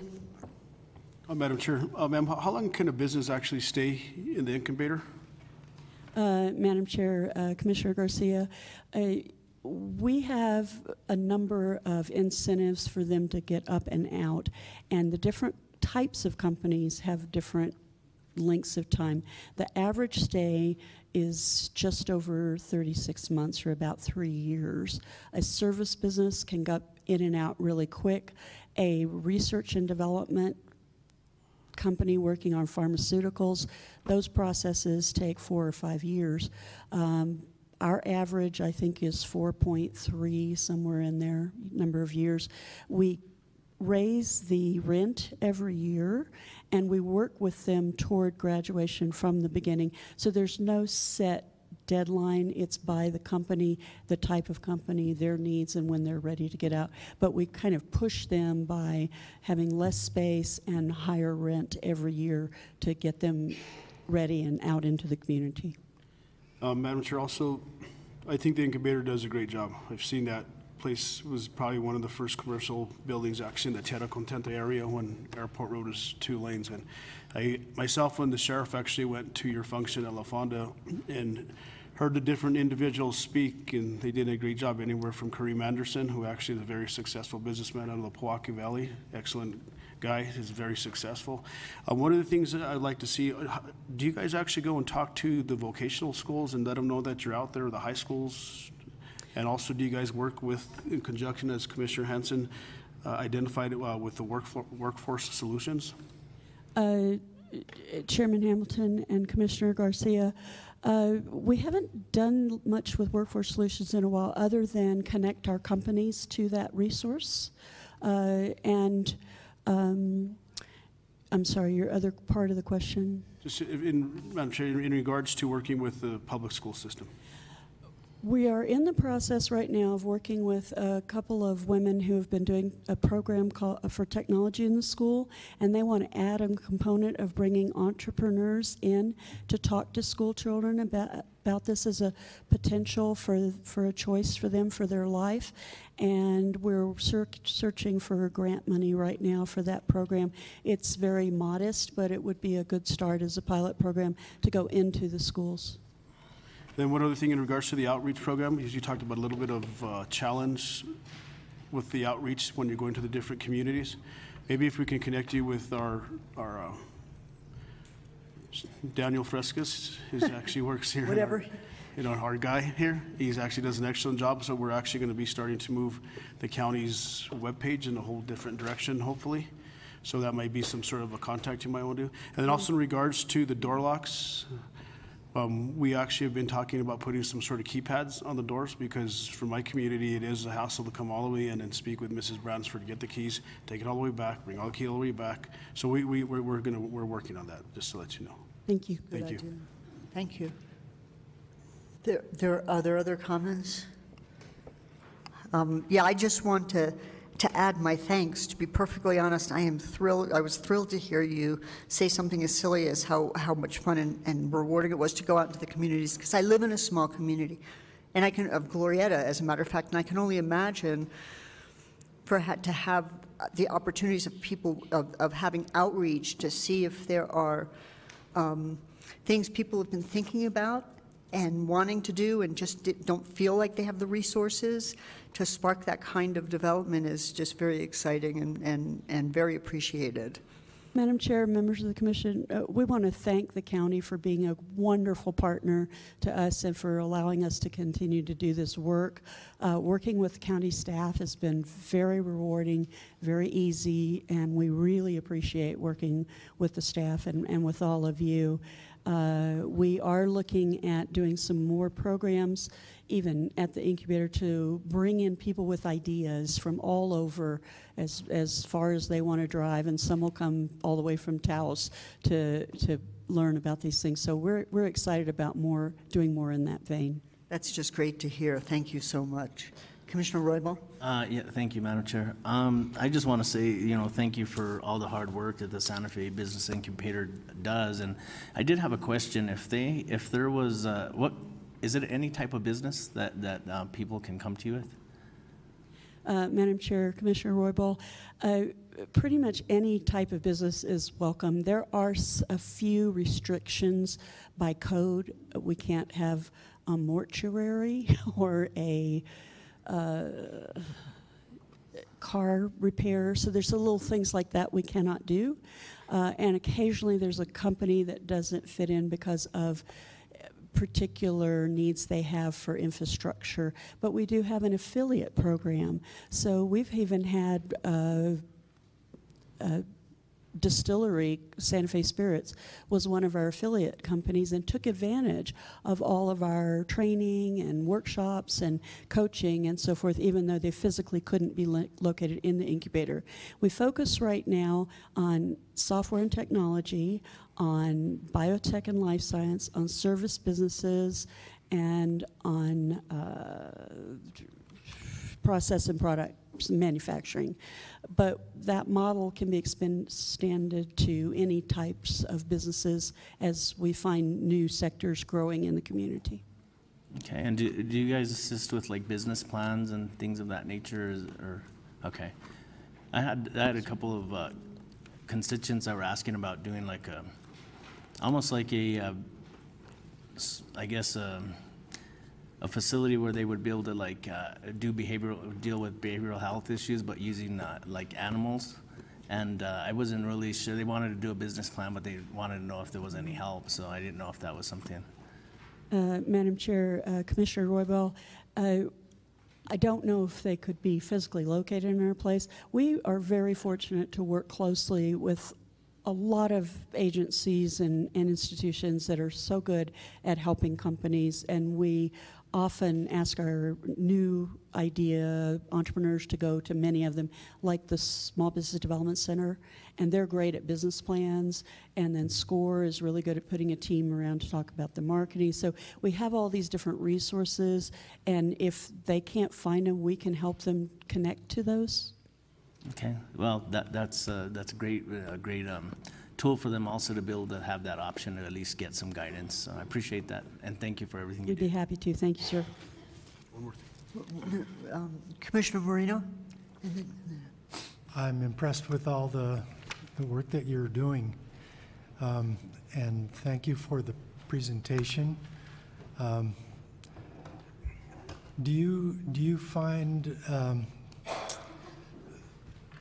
trends, and if you have found that there are trends that kind of flow through the community, do you have a way to kind of capture the moment of a hot product or a good process or something unique? Have you? How do you get the outreach? Madam Chairman, Commissioner Moreno, what's really interesting is we're working with the entrepreneurs who are they're the innovators. They're bringing the hot new things, and we're there to smooth the path and facilitate their growth and add value to them and let them move as fast and far as they can. We do see certain things pop up, like a particular type of business or a particular need in area of funding or market research and so forth. So those things we try to always respond to. And when things come up in our industry, like co-working spaces came up in our industry, we are very involved in our national and international incubation association, so we know from others throughout the whole country and the world what's bubbling up and what's possible. So because of that, a few years ago we added a bioscience wet lab. We were able to raise $1.5 million and put in one of the few shared wet labs in the entire country in a business incubator. It's an incredible asset to have here. The same thing about setting up our makerspace and fab lab. And right now, part of the grant I'm working on for the federal government would include a virtual reality lab. So those ideas come from our entrepreneurs, and then we go out and find ways to respond to them. Thanks. That's fabulous. Yeah, great. Thanks. Commissioner Garcia. Just really one last thing, I just have to say it. But so it just kind of amazes me to that the incubator doesn't allow mortuaries to go in there. Because you would just think that people are dying to get into the Incubator. Oh, God.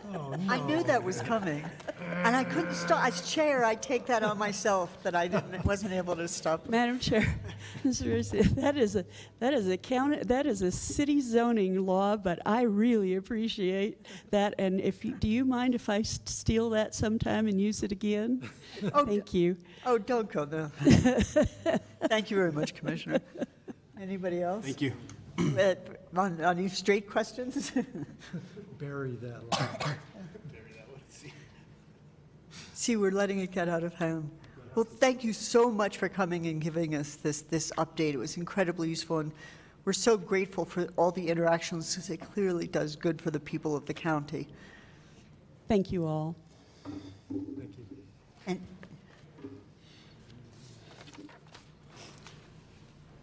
so, Mr. Flores, I think you're actually up next on an update on the admin building. This is my 6th meeting to be had on this project, so I figured I'd give you an update.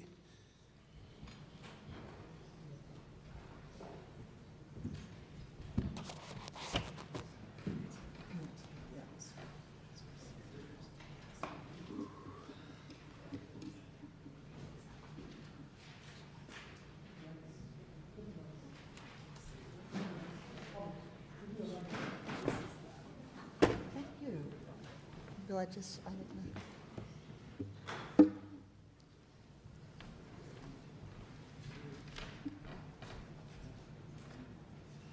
That's all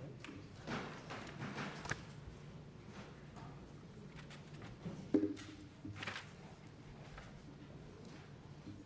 So, Madam Chair, before I get started, I just want to recognize the team that was assembled by the county manager that have kind of shepherded this through the project since April of last year and the award of the contract in August. Behind me, Dapper Daniel Sanchez, who's in charge of IT and special systems. Mr. Montano, who's in charge of facilities. Russell Naranjo, who's in charge of projects, urban planning. Mr. Olofsson, who's in charge of everything else. Daniel Fresquez to my left, he's the newest member of the team. He kind of slid in where Christine was. He's in charge of marketing and media for the project. We also have Miss Erica Thomas in the back row. She likes to stay in the back. She's in charge of the fiscal side of it. Bill Taylor in the back row. He takes care of contracts and procurement. Tessa from my office, actually kind of keeping everybody together on administration. And then Fire Marshal John Blay is also part of the team. That's the core member of this team. And the reason I bring that up, it's my philosophy under projects that one person that tries to do things alone is destined to fail. And since I don't have all the answers, it's easier to rely on those that do to make a project better. We have a short presentation today that'll go through the progress of the CAC site. That's the only property we're discussing today because that's the only one that we're actually have movement on. As the board knows, in April of last year, so a little over 8 months ago, the county manager changed direction on the project, and it was given to myself as the project manager to assemble this team and move the project. From April 29th through August 16th, we issued not only an RFP for design build project, the second one that we've done in the past year. We also issued the notice to proceed on that project. The total project encompasses 2 parts, 100 Catron and 102 Grant. That was bid as a design build project. As I indicated, the second one that we've done, first one, as you know, was the Mountain and Valley, which we successfully completed in December of last year. The project was estimated before we took it over at $48 million, was the latest statement of probable cost. The county manager, in her infinite wisdom, only gave me $38 million to work with. I can tell you as of today, we are on time and under budget. That's not to say things won't happen between now and March of next year when this building is to be done, but we are moving forward. So what I'd like to do, I want to go through the presentation, then I've got a few notes, and then we'll stand for any questions on how we got where we are.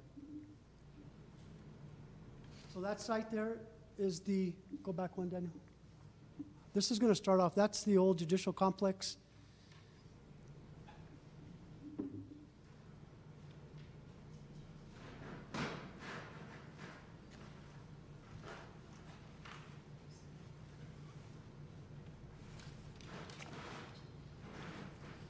Madam Chair, That, what you saw was the previous 62,000 square foot facility that occupied that site for 50-some years. You issued the contract or authorization to enter the contract in August. We issued the notice to proceed on August 16th, and by the end of November, that building was gone. What you see in front of you right now is the first floor of the new county administrative complex at 100 Catron. That complex, as this board directed late fall of last year, is to encompass all of our public activities in a singular location while maintaining the chambers, commission, legal, county manager, HR, purchasing and finance in this building.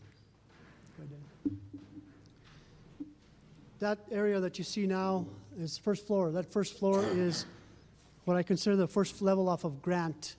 As you know, the site is conducive to having split levels without having a lot of excavation necessary to complete our parking solution. What you see on green up there is the IT component that houses our entire IT operations on the first floor in about 3,300 square feet.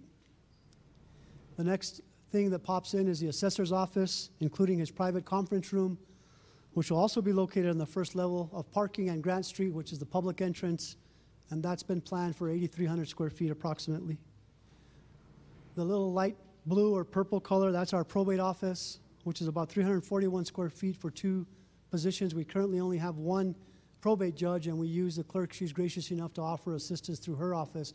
We have programmed in space there for an eventual assistant. Beneath that, in the light blue, that is the entire clerk's suite of about 7,007 square feet, including an entryway and a lobby. And the last office that goes in on the first floor, the public level, is the treasurer's office, which includes a secured lobby area and is about 2,700 square feet. Second picture there is how the floor plans are being created for 100 Catron. In order to save the budget that the county manager so graciously provided for this project, we have used modular space wherever possible. And that has allowed us to maximize the space that each of those offices or suites has while providing maximum flexibility for the future. So, bottom line is, if we go with a modular space, we can expand that as time goes on and we increase the number of staff, or in the converse, we can reduce seating area and create larger open areas. The first floor level coming in, Daniel, to the portal right there, that entrance there comes in off the parking garage, which is off the Grant side. Remember, the Grant Street parking is on same grade as Grant. That's the primary public entrance that would come into a large lobby area with a kiosk, informational wayfinding and signage. And then our grand staircase, which is intended to mimic, not replace, our existing staircase here. We also have an entry coming in off of Grant, which is that one there, that directly faces the convention center. If you recall, this building is approximately 2 feet above the convention center, but in line with the height of the church, purposely done. Go ahead, Daniel. The second floor, which is above the first floor elevation, so you will actually have two elevations on the Grant side. We've included a wellness center for about 790 square feet. What'll pop in next is growth management suite, which is a little over 9,600 square feet. The film office suite, which is about 700 square feet. And then to the bottom of the second floor is CSD, including admin, DWI, teen court, and health, of approximately 8,200 square feet. The area that's not shaded is a large open area below, which has our staircase going up to the front.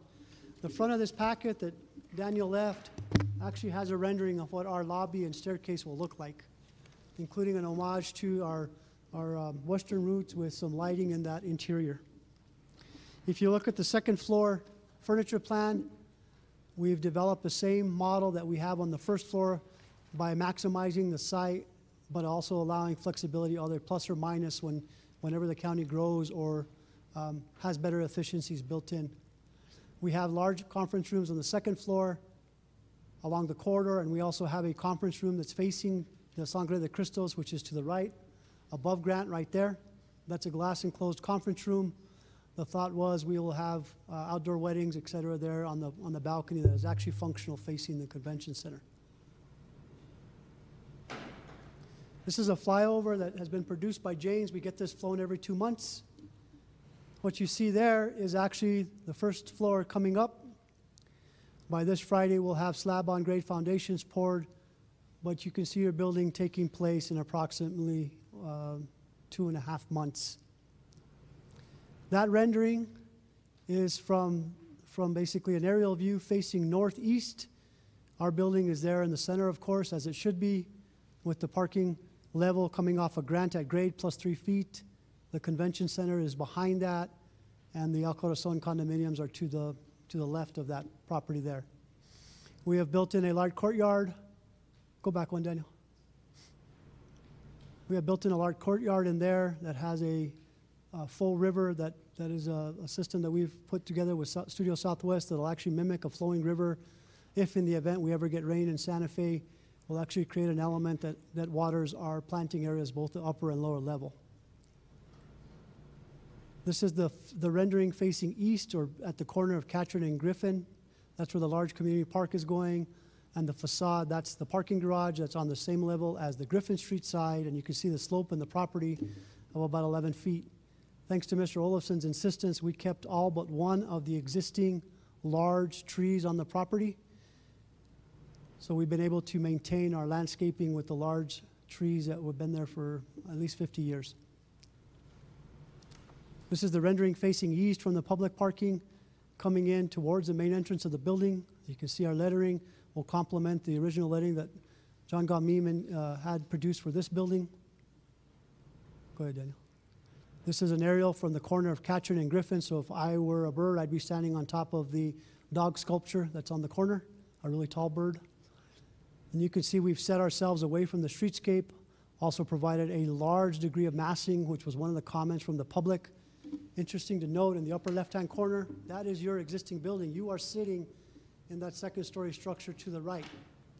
That rendering has already accommodated the removal of about 9,000 square feet of building when we do the renovations here. So that is purposely done to show you the block or so distance between building, or Site A, as we call it, and Site B. This is the rendering from street level from my dog. This is the rendering coming into the parking garage. So we've just passed the church and we're coming up a grant. It's important to note that as one of the comments that we received from the public period, we have increased the amount of buttressing and massing on those facades to give it a similar architectural context as we have in this building. And you'll see that on every facade. We've looked at vertical massing as what one of the recommendations from the Historic Design Review Board for the city indicated. Go ahead, Dave. And that's our building. The buttressing you can see on each of the corners. We have lintels. We have lintels on the garage. We have faux divided lights on the garage to mimic the faux divided lights on the building. The area between the RTU screens on the roof is our photovoltaic array. And for Commissioner Hansen's purposes, although I don't have any charging vehicles in Santa Fe, to the bottom, over to the left of that, Daniel, right there, those are your 2 electric vehicle charging stations that are included in the contract, and we've plumbed for additional parking spaces throughout that facility. So what you see in the flyover was basically everything from this back corner. From this back corner, this entire first floor mechanical room is complete. This area has been framed and poured, and the back side of this building has already been formed. This area here. You need to sign this. We need to get everybody to sign it. So this area here, I don't want to talk about minutes. This area here has already been poured. This is the mechanical room below. This framework here is what you see on the front of the building. Sorry, technical difficulties. The back of the building, so your building's coming shaped. This area here where I have my highlighter or the pointer, this will be the first slab on grade, which is basically Daniel's area and starting of the assessors that comes back this way.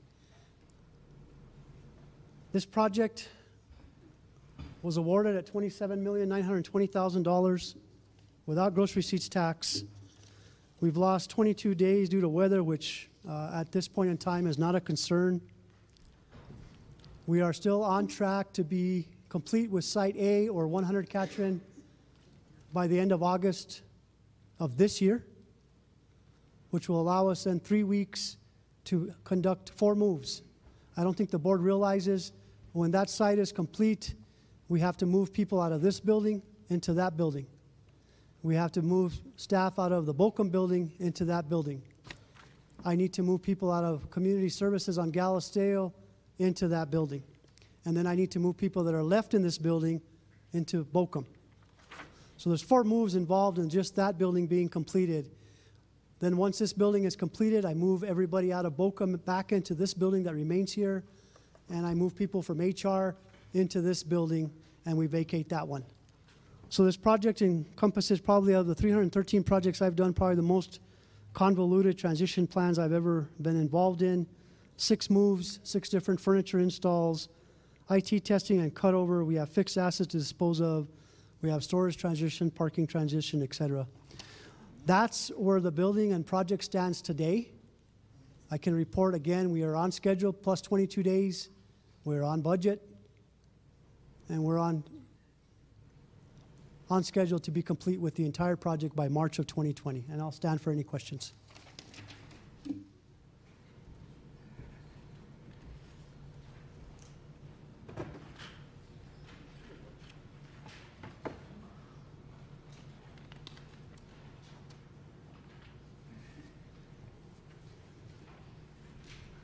Commissioner Hanson, I'm ready for you. Bring it on. Tony, it looks great. Okay, but the one thing I will say is there are many people who request electric stations to plug their cars in already. So I'm grateful that we have 2 and more conduits. How much solar will we have on this building? We have enough array to provide up to 35% of the building's energy needs. That's fantastic to begin with, and I hope we can add on more as time goes by. So at your request and to great expense to the project, we did shore up the roofing to add additional arrays in the future that weren't part of the budget to start with. I appreciate that. Thank you. It's exciting to be able to move forward with this building. It's hard work, and Obama has a really great saying, you know, hard things are hard. And this, I know, has been hard. And finally, we have gotten it off of the ground, and it's moving. And that's exciting because it's been a long time coming. So as much grief as I give you, I am excited about this building. And the grief I give you is only because I care. And I want to know what we're doing because it's important to me. So, so you should know that that's my reasoning, and not because I am criticizing you or trying to change your mind, but because I care about how it manifests in our community and the beauty that it adds to our community. So thank you for your hard work. Thank you. Commissioner Garcia?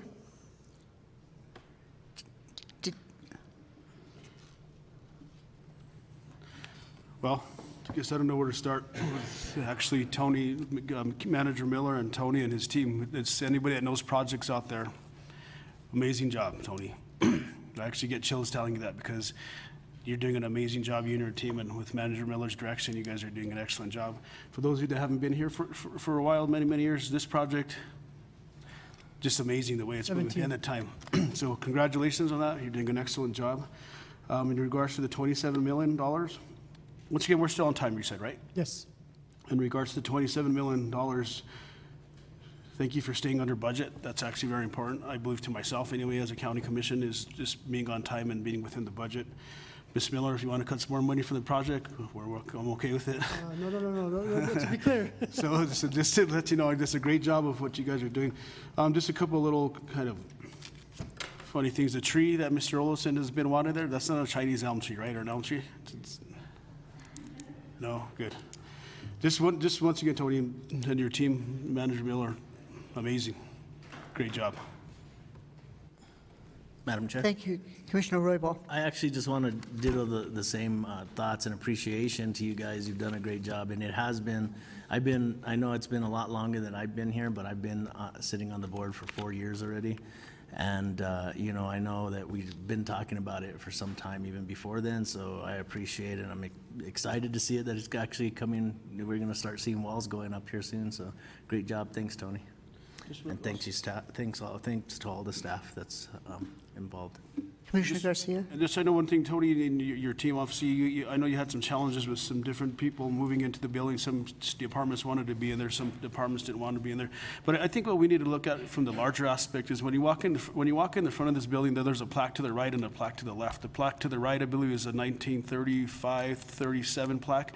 That actually is when this building got erected. And then there's also the plaque to the left. Is actually talks about the remodel addition job that was done in 1945, 47? 75.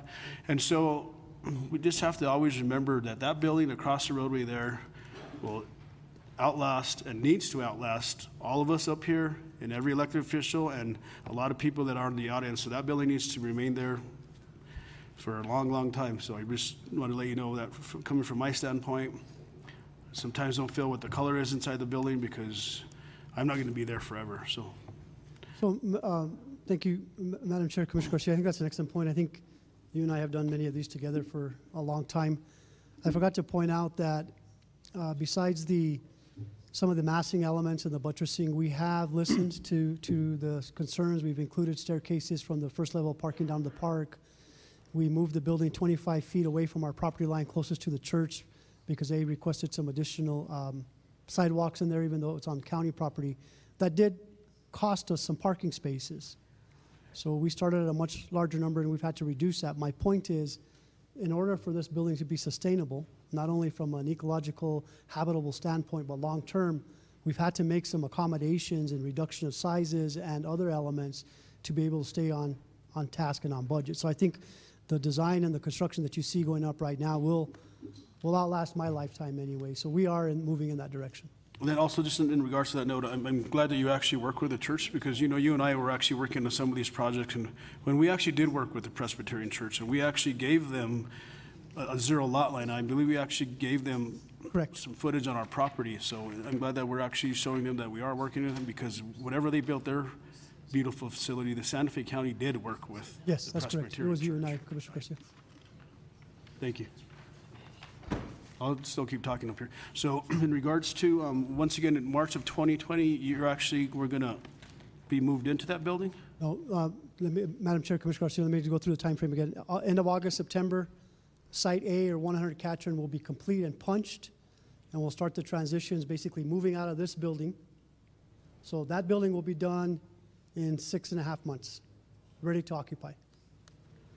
This building will be vacated, and people that are currently housed, which are the elected offices in this building, will move into 100 Catron. We'll move in CSD from Galisteo so that I can start the renovation project over there for the crisis center. And then the first and third floors of Bochum will be vacated because they'll move in there. That's August, September of this year. The remaining functions in this building will then be moved to Bochum, and this building will go under construction in September of this year. From September through March of 2020, so a year from now, the entire projects are done, more or less, right, because of punch and substantial completion. But this building will be done, renovated, and reopened to us late spring of next year, so March of next year. And then I'll move the people and the offices and functions that are in Bochum back here. I'll move HR from Alameda to this building, and the project's complete. So in a year's time, the entire project will be complete. That building is on schedule to be complete the end of August, 1st of September. Thank you, Mr. Flores. Just on a personal note, have you actually ever thought of conducting an engineering study as in cloning? What? He gets my humor. Okay, that was over my head. Commissioner Moreno. I'm not going to just... Yeah, don't go there. Thanks for the report. It's amazing what you've done. And I'm in awe of your planning prowess, and I think we're in good hands. I really appreciate you for taking this on. Well, as I indicated, there's a team of people behind me. I just want to one note. You know, the accolades have to go to the people behind it that support the leader, right? So it's always the people behind you, never you out in front. There's probably questions in Commissioner Hansen's mind as why I didn't give any update on this building, and that's simple because I don't have any to give. This building, we kicked off. Once I submitted on behalf, well, I shouldn't say Studio Southwest and James submitted the 136-page G-size document, which is rather large. You're welcome to look at it in my office and do the entire page flip. Once that permit set was submitted for 100 Catron, which is the third permit set out of 4, we immediately shifted gears now and we kicked off this building design. So I have nothing to present to you today because we just kicked off the work on this building. I had to get that one submitted for permit so I can actually start going vertical. So now that that's done, Paul and I kicked off with State Historic Preservation and the architects team last Thursday this building. Once we get to a point to tell you what we're doing on this building, we'll do a similar presentation and then weave the two sites together so you can see the connectivity. So that's why we haven't gotten there yet. That's fabulous. It truly is awesome, and I really appreciate that you started out by introducing your team. Given the whole response and how awesome this is, could you have your whole team stand up so they can be appreciated? Okay, guys, if your name was, please, Erica, Bill Taylor, please. Thank you for doing such a great job. Very impressive, very appreciated. County Manager? Madam Chair, I would like to just add that it was really important. You know, I don't know if you've read in the papers recently that, you know, down in Albuquerque, they're struggling with the cost of their project doubling, almost doubling. These projects are really tough to get off the ground because one of the things is it requires somebody to make a decision and say, we've got to cut it here. And this is where, you know, we have to say, this is it. This is what we can do. This is the budget we have. And Tony and his team have done such a good job with that because I said, you know, we just can't keep designing and designing and designing and getting ourselves out of a, you know, having a great design, but something we can't afford to build.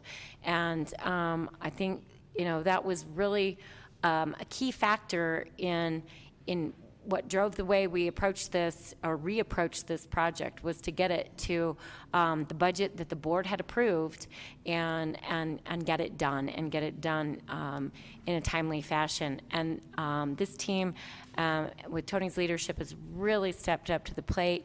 The contractors that we're working with, the design team, the construction contractors, all the consultants, they're doing a really good job, and I really appreciate it. You know, I've been here 8.5 years, and this project has been on our plate, and I actually can see that it's gonna finish, and quicker than we want it to, because everybody's going to have to start packing up their offices. So get your boxes, start storing them in the back of your offices, because we'll be moving soon. And thank you very much, Tony, and the team that's been working on it. Really appreciate it. Thank you. Thank you very much. So with that, I guess we'll move on to matters from county commissioners. And the first thing we actually have a series of resolutions. If there's no objection from anybody, I've been asked to take them slightly out of order because we have guests in the audience, and I'm happy to do that. So we're going to move to 6B, proclamations, the request approval of proclamation declaring March 10th, 2019 as Tibetan Freedom Day. Commissioner Hansen. Thank you very much. Welcome everybody from the Tibetan community. I'd like you to all stand up, and I'd like to recognize you.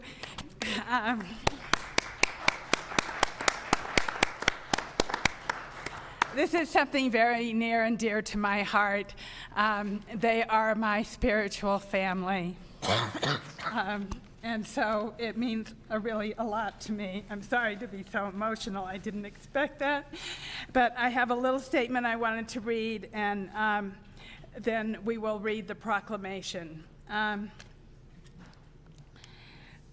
Santa Fe County recognizes the rich cultural history and heritage of Tibet and the Tibetan people, and specifically honors the depth and richness that the local Tibetan community adds to the county. Many of our Tibetan residents came to Santa Fe County in the 1980s and 90s as part of the resettlement program.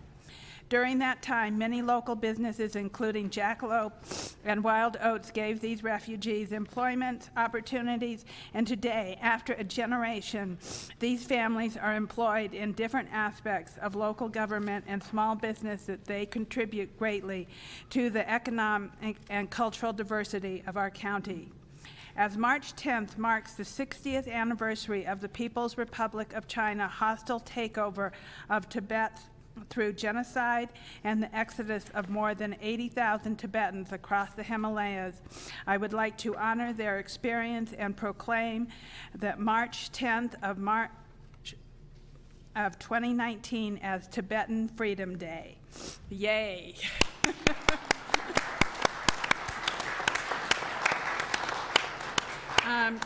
We have a tradition here where we all read a paragraph, so I am going to let Commissioner Garcia start on the whereases.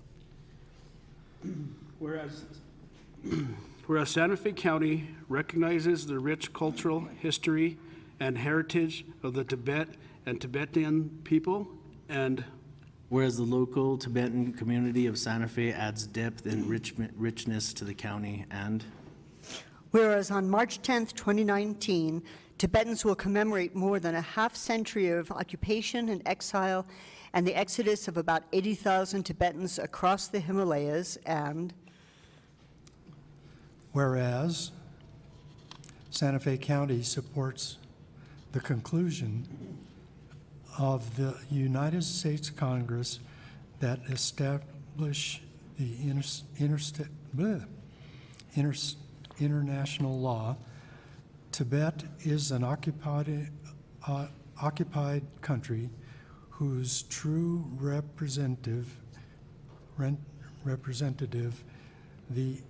is the Tibetan government based in India, headed by Siki Young Lobsang Gai, and whereas the Tibetan people acknowledge and honor His Holiness the Dalai Lama, recipient of numerous awards from many governments and institutions, including the Nobel Peace Prize and the United States Congressional Gold Medal, as the spiritual and temporal leader of Tibet, and hereby encourages the People's Republic of China to enter into discussions with His Holiness the Dalai Lama and the Tibetan government to solve the question of Tibet based on the will of the Tibetan people and ensure respect for the fundamental rights of the Tibetan people. Now, therefore, it be proclaimed that we, the Board of County Commissioners of Santa Fe County, do hereby proclaim the 10th of March, 2019, as Tibetan Freedom Day. Yay!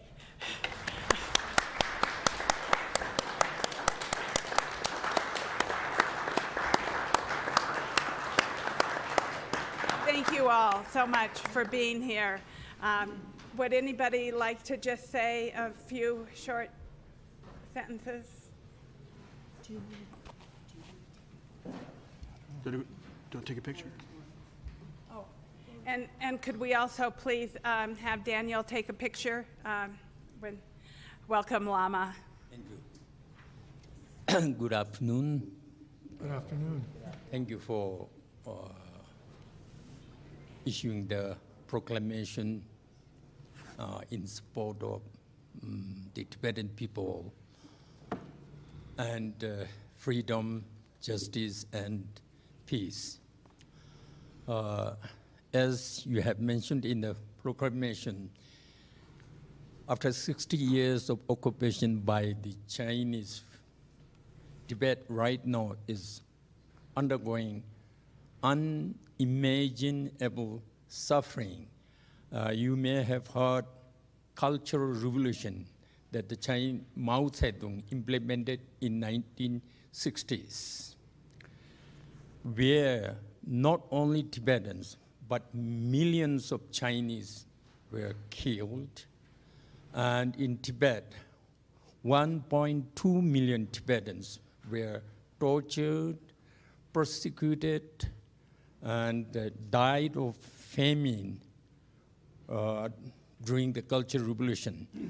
Tibet had 6,000 monastic institutions. Those were not just for praying. Those were like our universities now, like Harvard and learning centers. Out of 6,000 monastic institutions, only about 100 survived. Rest were all destroyed. The libraries were burned. Holy statues and were discredited. And it is now happening. It's repeating in a more subtle level, especially with the present Chinese President Xi Jinping. Since he took using the social media, Tibet is like a huge prison. Everywhere on all rooftops, especially in Lhasa and the rest of Tibet, you can see cameras. It is watching all the Tibetans. The cameras, they recognize all the Tibetans by their speech, by their eyes, or anything. So they are living in a big prison where they cannot express, where they cannot practice Tibetan language, religion, culture, and preserve. It has been forced that schools started by individual Tibetans, they cannot teach Tibetan and Tibetan language to the Tibetans. The institutions that the Chinese run there, they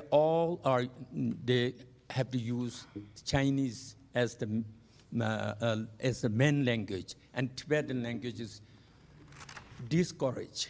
And now, hundreds of Tibetans are graduating from the Chinese colleges and universities. They cannot find job. There is discrimination. The jobs are given to the sons and daughters of Chinese immigrants. So the Tibetans have become a second-class citizen in their own country. And we have been, for the last 60 years, under the enlightened leadership of His Holiness the Dalai Lama, have been trying to gain freedom for Tibet through peaceful and non-violent means.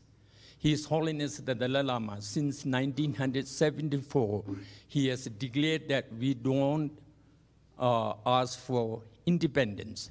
We want to remain as part of the Chinese Republic, but Tibetans need genuine autonomy so that we can preserve our culture and tradition, because the Tibetan culture and the tradition have great means to make contribution for the world's peace and prosperity and to bring justice and equality. The Chinese have never accepted this. The US Congress, since from 1991, have passed numerous resolutions supporting the Dalai Lama's approach, which is known as middle way approach, and have supported it. And recently, and then no other people can visit Tibet, either the press, media, or even the US ambassador. He have to wait years to get a permission to visit Tibet. And if he get a permission to visit Tibet, he has to go to the places and see what the Chinese want to see, and he has to hear what the Chinese want to hear. He can't travel freely. So recently, a couple of months back, the US Congress passed what is known as Reciprocal Access to Tibet Act, and was signed by the president into law. Now the the Chinese now have to provide access to Tibet to all media persons, to people of or Tibetan origin, or to any American people. If they do not provide that access, then the Chinese people who are visiting this country and the diplomats, they will lose the access of visiting this. So now they are kind of crying foul, because this was the last attempt the US Congress could do to open Tibet. So, and now, recently, yesterday, there were reports that the Chinese are building more labor camps where people are forced not only labor, but they go through indoctrination, like they are doing in Uyghur to the Muslim communities. So it is a very difficult, it's almost life and death situation. In this kind of situation, for the commissioners showing your support and solidarity to the Tibetan people, I really appreciate. And as I'm speaking, I'm becoming, sorry, kind of emotional like Anna. Thank you so much on behalf of the Tibetans living in Santa Fe under your county, and Tibetans, 6 million Tibetans suffering day and night in Tibet.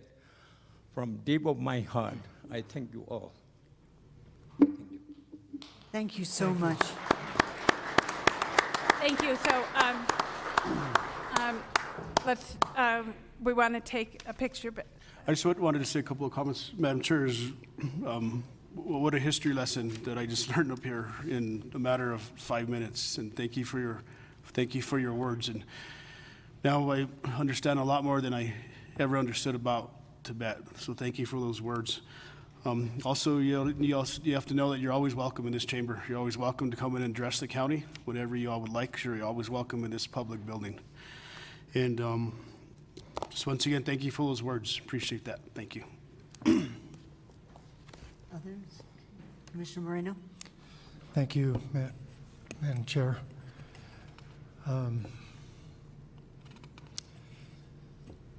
This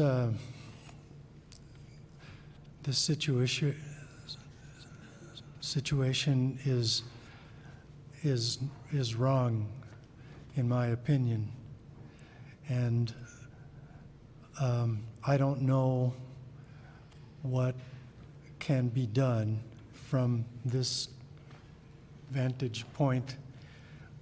We're going to pass a document that says we're with you. And for what it's worth, we here in Santa Fe especially have embraced your community here in Santa Fe, and I hope there is a light at the end of the tunnel for the Tibetan people. Thank you. And with that, I would like to move to approve this proclamation. Second. I have a motion and a second. All in favor? Aye. Aye. Okay. Thank you very much. Just one really last thing that I forgot. I just wanted to say, somebody left this on my desk today, and it just seems like it's the right time to read it. It says, "Great things are done by a series of small things that are brought together." As Commissioner Moreno brought that together, it's small steps can take to larger steps, and that's actually a saying by Vincent van Gogh. But thank you. Thank you. So, Madam Chair, I just real quick, I'd like to thank you for all your words, and as ditto a lot of the comments that Commissioner Garcia has stated, and just to reiterate that our doors are always open, so you guys feel free to come if there's anything we can help with. Thank you. thank you very much. And I think it would honor Commissioner Hansen and the whole group if we could take a photo, if that's acceptable to you guys.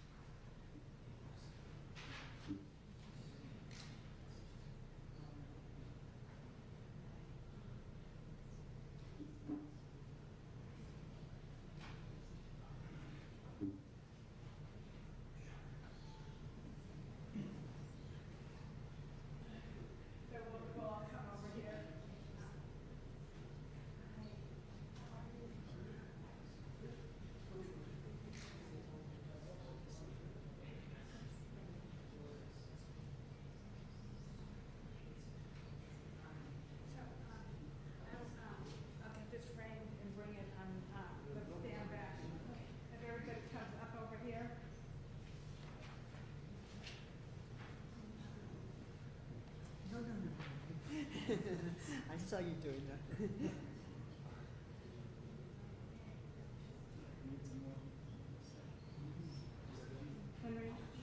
Commissioner Roybal, you want to?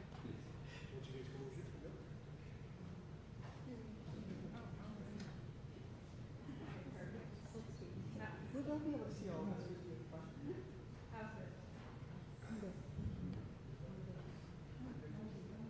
You don't have to get down. I think it's good if you're right between them. You're fine. You're fine. We'll stick it right here. Ready, 1, 2, 3.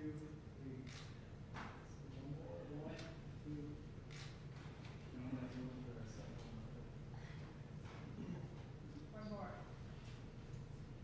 Ready, 1, 2. Thank you, everybody. Thank you so much, Mama. Thank you.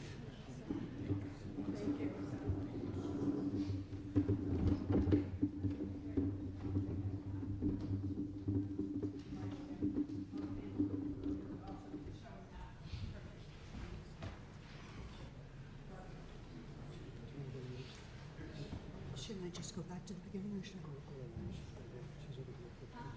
Can you help me out? Who's she?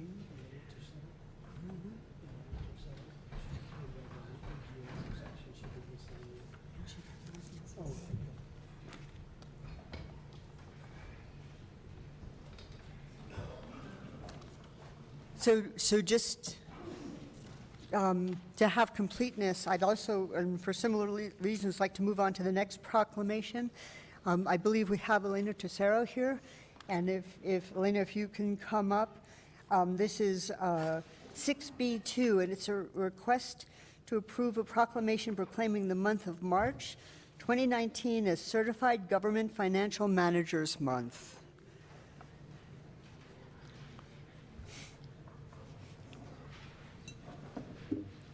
Thank you, Elena and Yvonne. Thank you, Madam Chair, Commissioners. As you did note, my name is Elena Tercero, and I am a member of the AGA New Mexico chapter, part of their committee. I've been a member of AGA for well over 10 years now, so I am here on behalf of the chapter to thank you for continuing to support us and the things that we do. So specifically, just wanted to thank the county commission members and the county manager, Catherine Miller. Thank you very much for always showing your support to our organization. We do understand the importance of continuing education for our financial staff within government entities, whether it be at the federal, state, county, city, or local level. I'd also like to take the time to recognize, and I think a few of them did come to sit next to me, the employees that are currently AGA members here within the county, and then also Yvonne Herrera, who currently is our our chapter's financial manager of the year. So really want to say thank you to you as well.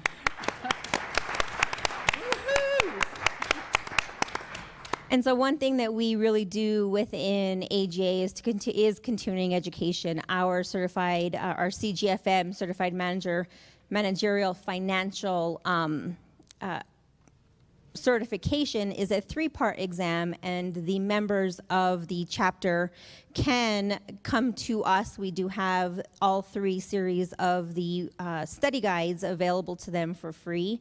You just have to check them out, ask for them, and then we'll exchange them, rotate them out to all of our members. Along with that, our chapter also has what we call a You Pass, We Pay program. So if you apply to become a CGFM through the national organization and then apply to our local chapter, as you pass the exams, then the chapter will reimburse you the fee of the exam. So we really do encourage the continuing education of the citizens in New Mexico, the employees of the county, city, state, federal. That's fabulous. Do you ladies want to have anything you would like to add? We'll read the proclamation, but You're gonna leave me here. They're going to leave you. That's They're going okay. to leave you hanging. That's what they're doing. Erica had to present already, so I won't twist her arm. That sounds great. Is everybody willing to read some of this? I believe I have the only copy of the proclamation. I don't see it in the packet. So if we can just pass this around. Do you mind starting with the first whereas and pass it to Commissioner Hanson? Okay. Proclaiming the month of March 2019 Certified Government Financial Managers Month. Whereas the Association of Government Accountants, AGA, has a network of 14,800 members in 104 chapters in the United States and around the world. And whereas you're the second one. There are approximately 243 active members in the New Mexico chapter representing state, federal, municipal, and private sector accountants, auditors, and financial managers in the state. And whereas AGA New Mexico chapter members have responded to AGA's mission of advancing governmental accountability and board educational efforts with emphasis on the high standards of conduct, honors, and character. It's right inside the eagle, so it's hard to see. Yeah, it's faded. Here. Let me see that one. Character in its code of ethics, and whereas Yeah. But then you have to pass it back. Whereas AGA New Mexico is making significant advances in professional ability and service to citizens of New Mexico by mastering increasingly technical and complex requirements And whereas AGA's Certified Government Financial Manager program provides a means of demonstrating professionalism and competency by requiring CGFM candidates to have appropriate educational and employment histories, to abide by AGA's Code of Ethics, to pass 3 examinations requiring expertise in environment and budgeting, and by requiring each of its members to maintain certification by completing at least 80 hours of continuing professional education in governmental financial management topics or related technical subjects every 2 years. Now, therefore, be it resolved that we, the Board of County Commissioners of Santa Fe County, do hereby proclaim the month of March 2019 as Certified Government Financial Managers Month. Approved, adopted, and passed on this 26th day of February 2019. So, thank you very much. It's an amazing, ongoing, not achievement, but undertaking to support and promote high levels of performance and to do it in a fairly difficult and challenging topic. And I think that's one of the reasons we are especially proud of having one of them in our midst for the year. So Yvonne, just want to mention that once again, Yvonne Herrera, that's quite an accomplishment. So perhaps we can do just one more after there are comments. Commissioner Garcia. Just really quick, first of all, Ms. Chavez, I didn't realize what you were here for. We would have probably moved you up a lot further than Jenna instead of sitting there for a brutal 5 hours. But I appreciate you being here, and I apologize. I saw you at the Roundhouse the other day on the first ground level, and you said hi, and they didn't recognize you, so I apologize for that. So hello. And to the ladies here, congratulations on the good job. Well done. Very good. I'd just like to know how come Manager Miller has never won the award. So what was Manager Miller? It's okay. I was just asking, I would like to know how come Manager Miller has never won the award. But thank you once again for following through with these financial institutions, as well as the people that actually have skill and actually have a certificate. I don't know if it's a certificate or a degree, but thank you for following up with people that actually take these different courses and actually obviously help out the county in our case. Thank you. You're very welcome. Chairwoman Hamilton, Commissioner Garcia. So I am a CGFM. I've been a CGFM almost for 4 years. I am on the local chapter. I'm also on the national chapter, and I do sit on the National Certification Board.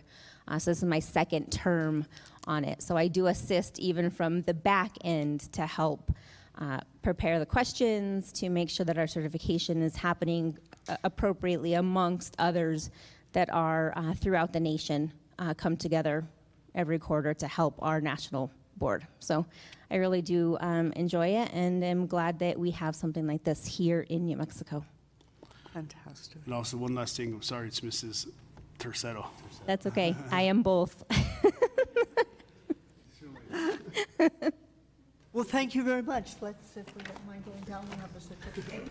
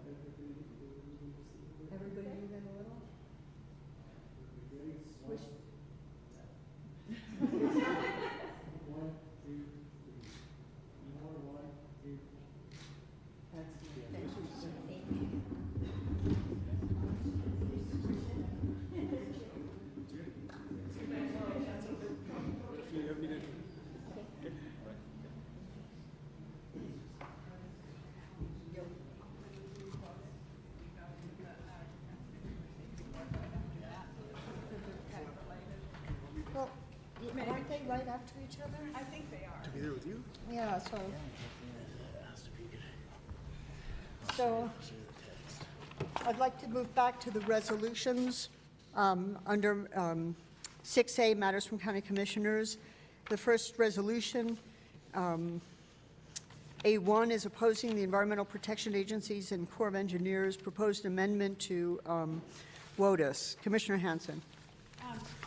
Yes, thank you very much, commissioners and fellow citizens of Santa Fe. We are facing diminishing regulations and a lack of oversight on many of our different facilities throughout the federal government. And Waters of the U.S. is just one more place where the U.S. government is working through the EPA and the Clean Water Act to diminish our ability to protect our waters of the U.S. And so with that, I have brought forth this resolution so that we could comment on the comment period. The Federal Register, the rule has been put into the Federal Register, and we have 60 days to comment on waters of the U.S. On February 28th, the President of the United States issued an executive order directing the Environmental Protection Agency and the Department of Army to review and rescind or revise the 2015 Clean Water Rule. On February 14th, 2019, the agency published a new proposed rule in the Federal Register. The 60-day public comment period ends on April 15th, 2019. As advised in this attached letter from the River Commission, the proposed new rule will roll back key protections of the Federal Clean Water Act, with potential detrimental effects on the nation's river and streams, and closer to home, the Santa Fe River and the Rio Grande. The proposed rule redefines waters of the U.S. to remove Clean Water Act protection from all ephemeral waters, such as the vast networks of arroyos and ephemeral rivers and streams that are in New Mexico. Ephemeral streams are estimated to make up 90% of all surface water in New Mexico. Santa Fe County ephemeral and intermittent streams within the boundary of Los Alamos Laboratory that drain into the Rio Grande above the county and the city owned and operate a Buckman Direct Diversion water treatment facility would no longer be protected and would leave our newest 2011 source of drinking water in peril. The city and the county are responsible for improving protections and safeguarding of our water supply. I respectfully ask the support of this resolution for the county and county staff and myself and Commissioner Hamilton to work on drafting comments to this new rule. I believe that Neil Denton from our Sustainable Division is here if you have any more questions besides from me. And so that is the status. The city is passing a very similar resolution to this so that we are jointly moving forward in the same direction. Thank you very much. Is there discussion? Do any commissioners have questions on this? Can I make a motion? By all means. I would like to move to approve a resolution opposing the Environmental Protection Agency and the U.S. Army Corps of Engineers proposed amendment to the Clean Water Rule adopted in 2015 defining waters of the United States, WOTUS. Do I have a second? Well, as chair, I'm not sure that's appropriate. I would love to, but I'll second the motion. Thank you very much. Under discussion, I would add the incredible level of importance of this, both nationally, but coming down to the impacts, the real impacts on local situations, which Commissioner Hansen has detailed very well. So, you know, there is a push. Moderation and regulations is important, but some regulations are there because they are so critical and so important to our well-being. And this is one of them. So is there other discussion before we go to vote? So we have a motion and a second. All in favor? Aye. Aye. Aye. Any opposed or abstentions? So it passes, and very much appreciate that you brought this forward. Thank you, and thank you to all the people who worked on this, on the River Commission and everyone, because I am also a member of the Santa Fe River Commission, and we have worked very hard on that. But one of the things people don't also really understand about is the unique situation that New Mexico is in and Arizona. Like, this rule might work in some place like Maine, where their waters are always filled and they're always perennial and they're always have water in them, whereas we in our rivers have ephemeral and intermittent streams, and so therefore we are left in a completely different situation. So I just wanted to make that one other comment. Thank you very much. So thank you. Madam Chair. Yes. That number is 2019-33. Thank you very much. So if you don't mind, I'd like to continue going in order because the next should be, well, it may not be that quick. 682 is a resolution opposing House Representative Bill 290 or any committee substitutes introduced during the 54th Legislative First Session 2019, which would create a pilot program providing opioid agonist treatment to inmates in certain counties. Mr. Flores, can you speak to this first? Thank you, Madam Chair, Commissioners. This is one of those bills that I avoided talking in the legislative update. We were informed that 2 weeks ago that we were included in a bill that could potentially impact our operations of our current facility. We currently have a program within the facilities called our Matrix program. This board actually approved it in May of last year, evidence-based program that we treat people with similar situations. We found out by chance through the New Mexico counties that Santa Fe County was being considered as a pilot program for this type of methadone treatment. Something that was not consulted with Santa Fe County nor discussed. We've had some opportunities to discuss with Representative Romero, who's actually sponsoring the bill, and it has passed through one of the committees. It's on its way to state government and then to appropriations, because the bill that's amended now, the substitute bill, includes a $3 million appropriation. As we discussed earlier, House Bill 2 is done, so this would probably go to the junior bill. The issue is this: Santa Fe County was not consulted, although we're part of this pilot program. The bill itself requires that not only correctional facilities in the 3 counties and correctional facilities or jails be part of this. So we've taken the position and have support from Mexico counties that we are not in support of this piece of legislation. There is discussion that because there is an appropriation that is after the fact or late in the game, that this could be turned into a memorial. I think on the memorial part, that's why I wrote the resolution as I did. It's very broad, or any substitute that we would be in opposition. I think until Santa Fe County has had the opportunity to sit down with the industry and the bill sponsor to understand our program, I think it defeats the purpose of us trying to layer another program on the facility. So with that, I'll stand for any questions. I very much appreciate it. I think it might remind all of the commissioners that we talked about this at the previous commission meeting. We clearly support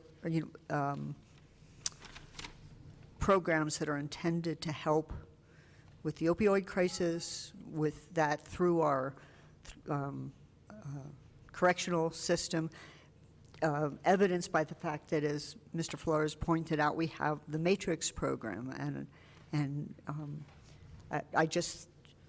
there's a clear difference between supporting those kinds of programs and supporting things to try to address the opioid crisis and supporting a specific industry promoted use of a particular drug-based, pharmaceutical-based approach. So are there other commissioners have comments? Commissioner Moreno. Thank you, Madam Chair. I think we've all been briefed by the leadership of the jail, and I'm convinced that we need to oppose this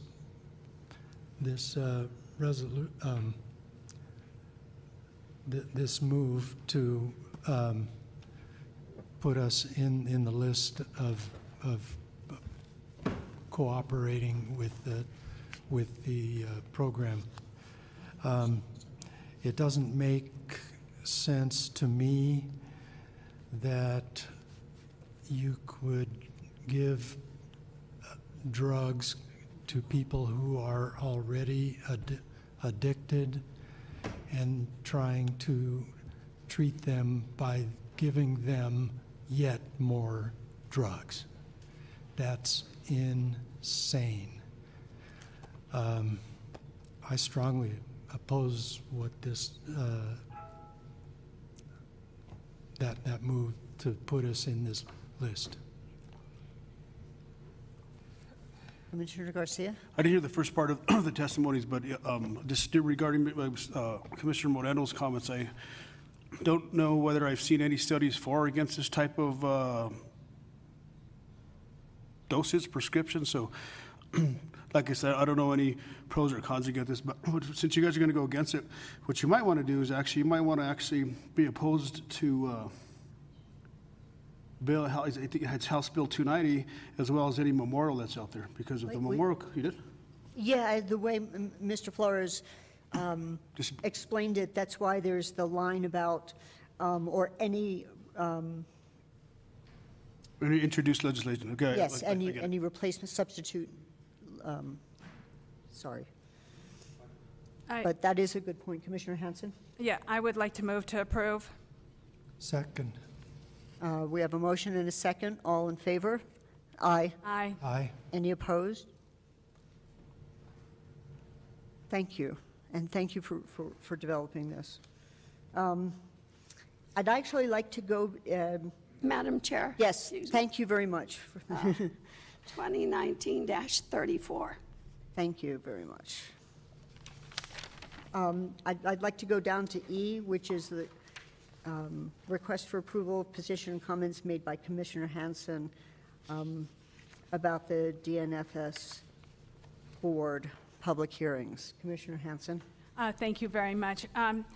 I'll just kind of refresh everyone's memory that earlier in the year, or last year when I was chair, we wrote a letter to the Defense Nuclear Safety Board and to DOE requesting that they hold hearings and that they suspend Order 140.1. And after that, both Senator Udall and Heinrich came out in support of our letter and strongly supported us. We were strongly supporting them and encouraged the Defense Nuclear Safety Facilities Board to hold hearings here. Once we knew that there was going to be hearings, I wrote another letter requesting that I meet with DOE and with the Defense Nuclear Facilities Safety Board. I'm going to now refer to them just as the Safety Board. And with that letter, I was and with the support of Senator Udall and Senator Heinrich, they both supported a meeting. So DOE, Washington, two gentlemen came to my office. I also invited the New Mexico Environment Department to come to this meeting to discuss the 140.1 order, and I worked with our Assistant County Attorney, Rick Ward, on drafting statements that were in conflict with the Atomic Energy Act on the Safety Board. This basically is another rollback of regulations on of the Trump administration on protecting us. The Safety Board has existed for the past 30 years. It was instituted by John Glenn in 1988. It has functioned as a board that has protected the well-being of many people living around defense nuclear facilities. In my statement that I shared with DOE and with the Safety Board, we were able to point out inconsistencies with the order. And also, I am going to Washington next week and at the end of the week, and I would really like to be able to hand my statements that I gave to our senators and put that on letterhead. The 4 points that are made here were specifically in reference to how they are taking away protection. One of the main issues is they are taking protection away from workers. The Safety Board will lose up to 70% of its protection. And I attached with you an analysis by the Defense Safety Board. The Safety Board believes that this is a violation of the rule of law. And that was stated publicly at the meeting. And my comments were also in succinct with their 4 comments of what they believe is wrong with the order. And I know that Rick Ward, our Assistant County Attorney, is here, and who did an outstanding job meeting with DOE and pointing out the inconsistencies and stating that these might need to be reworded or suspended, and these were the exact same things that the safety board had pointed out. It was gratifying to me to know that Mr. Ward was on the same page with the safety board. And I know Beth Beloff is here, who is a member of the CAB, and the CAB was also at the safety board hearing in Albuquerque, and they made comments along with supporting the same things that I said in this statement. There was over 20 people who commented. Nobody supported it. I want to emphasize that this is a nonpartisan issue. There was John Heaton from Carlsbad was also there, opposed to this order. He is a former Republican representative and now a member of the Mayor's Council. So it was a general consensus that this order is removing protection from and taking away protection. And so since I am going to Washington, I would be really grateful if I could be able to put this letter on letterhead and take it with me, and also that when I come back, that I will bring forth a resolution that we write a statement as a board incorporating these points, and submit comments by March 21st of next month, because that is the end of the period. Excellent. Thank you very much. Are there questions, comments from discussion among the commissioners? Just, Madam Chair, are we actually going to look at all of these remarks prior to the board as a whole going out and writing this letter to the feds? If you would like to go over these remarks again, they are consistent with the law, and Mr. Ward could talk to this if you would like to have him come forward. No, I think you did an excellent job, Commissioner. I'm just really quick, does the Defense Nuclear Facilities Safety Board, can they actually enact regulations that would actually hurt all of our employment of individuals that actually work for the laboratories, who actually defend to a certain point, and I'll leave it at that, very general, our country? No, they are an advisory board to the Secretary of Energy, and they make recommendations. But if you realize, one of the things that happens is that the Safety Board gives weekly reports on LANL, and all of the safety violations that have happened in the last 30 years at LANL, at WIP, at Sandia, at Oak Ridge, Savannah River, they are the ones who point out those safety violations, and then they are reported to the Secretary. They do not regulate. They are an independent oversight body. Thank you. Are there other comments or questions? Commissioner Roybal? This is the first time I've looked at this letter, so I do want to have more time to review it as well. I think that's kind of what Commissioner Garcia was stating. So I'd like to have more time to review it and to make a decision. And just, I'm not saying there's anything that I don't agree with, I just don't know yet, so I'd like more time. Yes. Commissioner Moreno, do you? No. I actually agree. It's the first time I've seen with it. First of all, I love the idea of you going there and then bringing it back and working on a resolution that the whole commission has contributed to. This is very important. I appreciate the work you've put into it, and that that Mr. Ward has put in. Sorry, guys.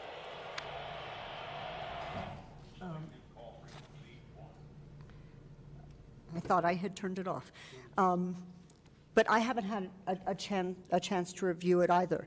So that's why I sent it out on Friday morning. I wanted to make sure that everyone had an opportunity to see this, and I know it got sent out via email on Friday morning, but Commissioner Hanson, I wasn't actually finished.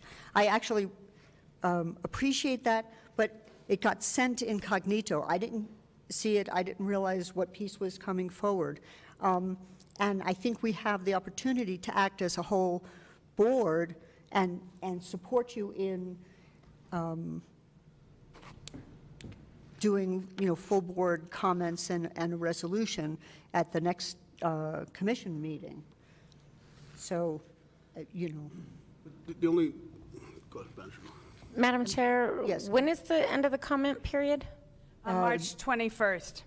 So we do have a meeting that this could come back in the form of a resolution and then as formal comment from the board if that's. Yes, and that's something that that's what you're, Commissioner Hanson, that's what you're I am wanting to do, right? I'm asking also for that. I was just also asking if when I go to Washington, D.C., that I could have my comments put on letterhead from me.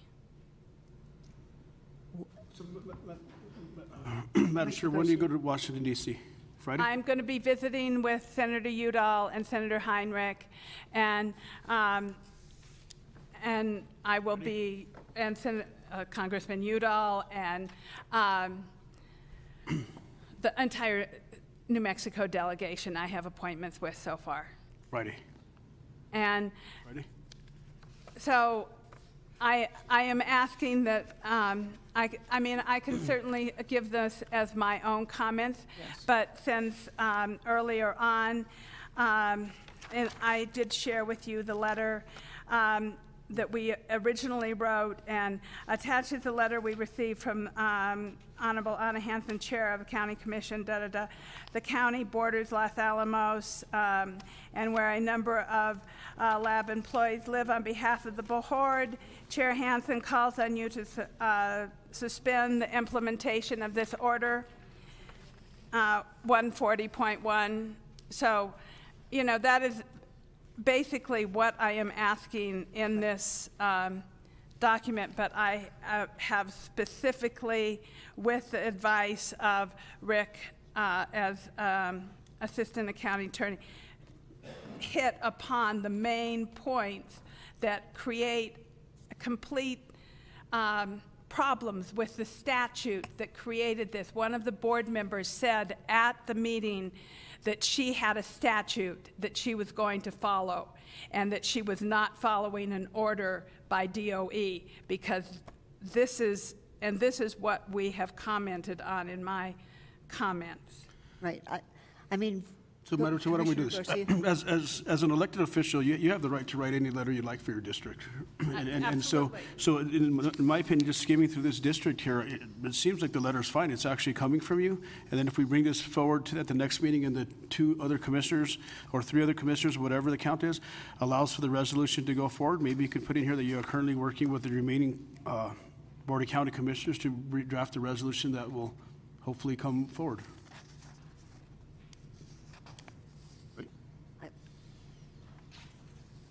at the next meeting. Because, Madam Chair, what I'm saying is the county commissioner as an elected official has the right to send this letter out. Absolutely. On her behalf. And so what I am asking is, on my behalf, may I put it on letterhead? Well, Madam Chair, I might be able to. I think that the issue here is this is written in first person. These are Commissioner Hanson's comments. Right. If you put that on county letterhead, you're putting the whole county commission as though it's the county commission. I understand. So if we did a letter from the county commission, typically it is signed by the chair, and it is written in the tense of being from the board as a whole, that you agreed to the content of that letter as a whole. Whether it's 3 of 5 of you or 5 of 5 of you, and that's where this is. So when typically we would put a letter that you would take to to represent the board's position, that would be on letterhead with all 5 commissioners listed with it signed by the chair. So I think you can put one with the seal and just your name. I think where this issue, and in this tense, I think where we're getting into this difficulty is that the board did not vote on this as the board's position. And if you put it on county letterhead and represent it as the Board of County Commissioners position, they just need to have voted that it's their position, and then we would change the tense of the letter to be, we, the Santa Fe County Commission, feel this way. Right. So I recognize that commissioners did not have time to read this, and which I'm sorry about, because I feel like this is a really important issue and it is time sensitive.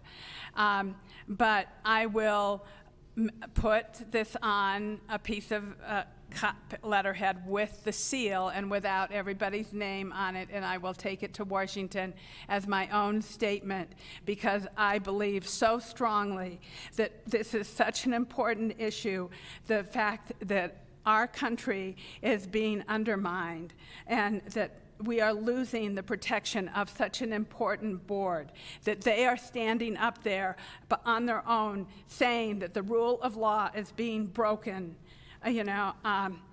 is frightening to me. And so I respectfully request that Sarah and I will work on a resolution to bring forward to the March 12th meeting, that we will be able to then have a letter sent to comments from the entire board. That would be incredibly appreciated. I mean, your efforts are highly, in this regard, are highly respected. I would only add that, in fact, it's one of many examples of exactly this kind of undermining that's going on right now, and this is a very important one. I know I know Beth and Cindy and Scott are in the audience, and I want to thank you for being here to support me in this, because I really appreciate your sincere effort. I also want to really sincerely express my deep thanks to Rick for his hard work and dedication to this with me also. Thank you very much to all of you. So that should bring us to C, recognitions and acknowledgements under matters from county commissioners. So do I have this? Are there any items in this component? I don't see one. So we can move on to other commissioner issues and comments. Any commissioners have anything to bring forward? You think no? No meetings, no? Okay, so that brings us to 7, matters from, if I'm not mistaken, matters from other elected officials. Not seeing any other elected officials, I guess I can move on to matters from, yes, Manager Miller. Madam Chair, before we go to matters from the county attorney, as you know, at the end, and I was going to do this during matters from the manager, but we had a lot of people waiting to do the proclamation, so I thought I'd wait. We have the reports and informational items, yes. And I wanted to see, since we have some of the staff here, if you had any of the board members have any questions on any of the reports. I also wanted to let you know there was an additional report in there with the Santa Fe Film Office. That's not one of our monthly reports, but it is a report that we got from Eric Witt and Jennifer on probably about a quarterly basis. So that's when talking about that they provide to both the city and the county, so you know what's happening in the film industry in Santa Fe and around the state. And so that's in there. And I just wanted to know if you had any questions on any of those reports before we went into executive session. I have one small question, but do other commissioners have questions on any of the reports? I actually, I'm not sure. I see Rachel, I had a question from Health Services that they talked about they're negotiating with Pres Medical Services regarding the mobile crisis team. Do you know what does it? Madam Chair, it's funny you should ask that. I have a star next to that. I was going to actually bring it up. So, you know, currently we have our 2 contracts, one with New Mexico Solutions, I think it is, that'll eventually operate our crisis center. Right. And at some point that all may be folded into our mobile health crisis team, might be folded into that contract, but for the next year, we'll be extending the contract with Presbyterian for an additional year to provide those services out in the community, and then another year with the consultation on setting up our crisis center with the New Mexico Solutions Group. So we'll be extending those 2 contracts for an additional year as they are this current year. Thank you very much. Anybody else with questions regarding the Commissioner Garcia? Madam Chair, I just have informational questions in regards to projects, but I'll just, when I get with my standing meeting with Manager Miller, I'll just bring them up. Okay, great, thank you. And anybody else? We appreciate all the managers hanging around to address those questions. Thank you very, very much. Oh, I think I might have. Oh, you do have a question, Commissioner Hanson? Yeah, I'm sorry.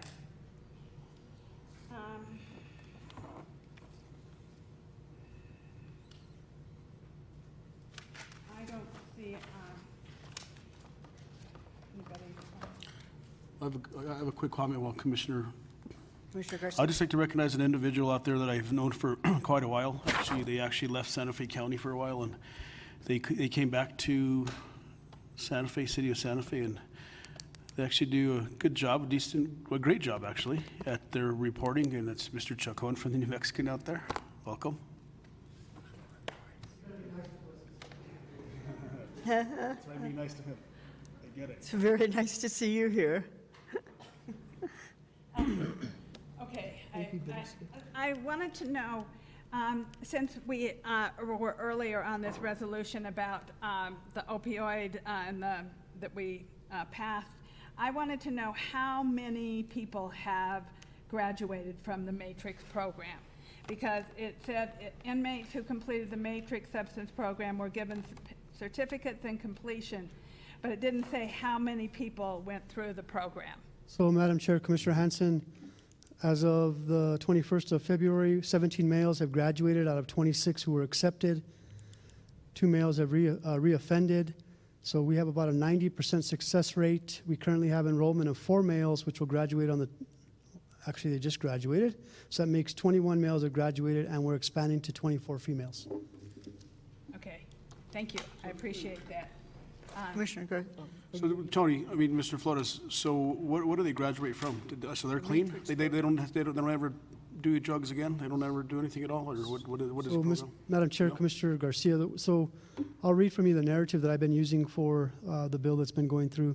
So our Matrix program in a correctional setting, it's a SAMHSA evidence-based modified therapeutic community, an MTC for men and women. It's a comprehensive cognitive behavioral treatment curriculum for offenders with substance abuse disorders. It provides a framework for engaging substance abusers in treatment and helping them achieve abstinence, no drugs. Patients learn about issues critical to addiction, relapse, receive direction and support from trained therapists, and become familiar with self-help programs. They're monitored for drug use through urine testing. The therapist functions simultaneously as a teacher and a coach, fostering a positive, encouraging relationship with the patient and using the relationship to reinforce positive behavioral change. Treatment materials draw heavily on other tested Remember, this is evidence-based treatment approaches and thus include elements of relapse prevention, group therapies, drug education, and self-help participation. There's manuals, worksheets, et cetera, for individual sessions. It's combined with other recovery-type programs, such as the 12-step programs. Additional skills are modeled and practiced, including mindfulness and distress tolerance from dialectical behavioral therapy. So there's a long list, and I am nowhere near an expert of what this does, but the end of the day is to try to, when we talk about reoffending, that means they have had a relapse in their abstinence and have reoffended with a drug problem. So it gets them to an abstinence or non-use, and that's how they graduate from the program. I can get more information from our behavioral health therapist and bring it to you. Thank you. Okay. Commissioner Hanson? I apologize for stepping out, but I did want to just mention, I think that we're on information, and I missed my opportunity for commissioners' comments. I just have a few comments. By all means, go back. I just want to thank you and Mayor and the President of the School Board for your letter in the newspaper. Thank you, Commissioner Hamilton. I really appreciate urging people to go out and vote. That was really important. I also wanted to announce that the river trail from Siler to Frenchie's Field is now open, and people are already using it, and so it's not officially been completely finished. They're still doing plantings, but they've taken down the gates so people can at least walk along the trail. So I've asked people now to please be careful. It's still icy out there, you know, but at least people can be out there on the trail. And I was very happy to see that the New Mexican published my letter about the cleanup of the river and of cleaning up after your animals. So, and keeping the water clean. So those are the only two comments. I also, I am looking forward to going to NACO, which is the National Association of Counties Conference. I serve on the Energy and Environment and Land Use Committee and the Arts and Culture Committee. And I was wondering if we had any public art in Santa Fe County. And so far I have, I know of one piece, I know of a few murals, but I was hoping to be able to take a photo of some public art in Santa Fe County and share it with the people at NACO, since we are considered the art capital of the world. At least in our world we are. And so I would like to be able to share that with the other counties, since I serve on the Arts and Culture Committee. And you know, I'm looking forward to taking our issues to Washington, because Santa Fe County is a great county, and I think we are setting a really good example. So thank you, everybody, for all your support. Thank you. Commissioner Roybal? Thank you, Madam Chair. Commissioner Hanson, just to let you know, I think if you check with our teen court, they have done murals around Santa Fe with Jennifer. So are they public art? Are they considered, are they funded through public art? Yes. Madam Chair, I think what Commissioner Hanson's talking about is the Art and Public Places program that the state does, where they take a certain amount of money off of an appropriation. Because we haven't really gotten appropriations that fully fund a construction, because it's out of the, I think it comes off of the severance tax appropriations. We don't typically get appropriations for buildings, but all of the murals are publicly funded. That's all been done with public funds, and that's done with public funds. So, I mean, we have and the art one on the through, HR Center? Yep. That was done with county funds, but it's not through the state's art and public places appropriations. Those are done with county funds. Okay. Madam Chair? Excellent, yes. And to let you know, they'll probably tell you different locations, but there's a really nice one in Rio de Medio on their community center. On where? Rio en Medio, the community center that we have out there. Great. There's one that was recently Will you take a done. picture of it and send it to me? Sure, I'll drive up there and Madam Chair, Commissioner Hanson, I'm sure that, I'm sure the teen court program actually has pictures of all the murals. We have, I think we're probably close to 10 now throughout the county. And we probably have pictures of them we can send them to. Yeah. Also, just on that note, one of the coolest pictures is actually at Frenchie's Park. the Frenchie's old barn back there that looks like they painted the windows in there. So the county paid for that? Teen court That's did that. fantastic. Yeah, the teen court did that. I was there at the dedication.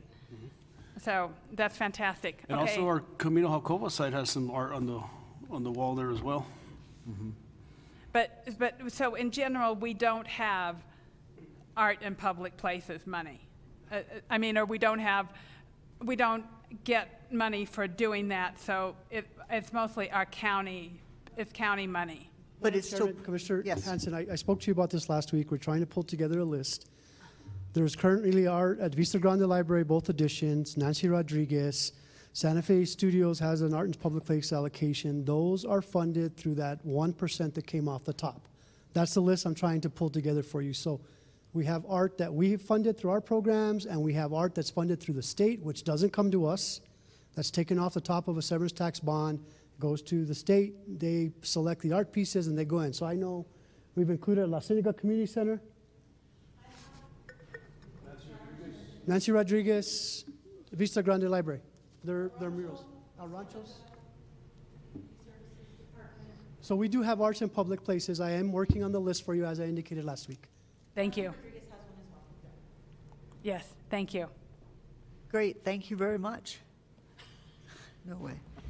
So I think that can move us to matters from the county attorney. Mr. Frederick. Madam Chair, we're going to request to go into executive session to discuss the items listed in agenda item 8A, 1 through 5, pursuant to the authority listed all in the same agenda item.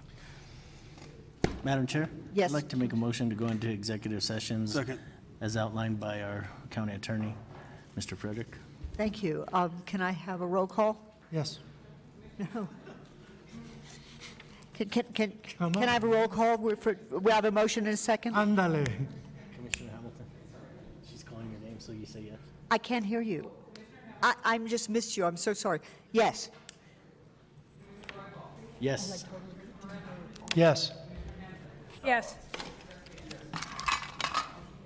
Thank you very much. We're in executive session. I believe we have action items coming out of executive session. I expect it'll be an hour to an hour and a half.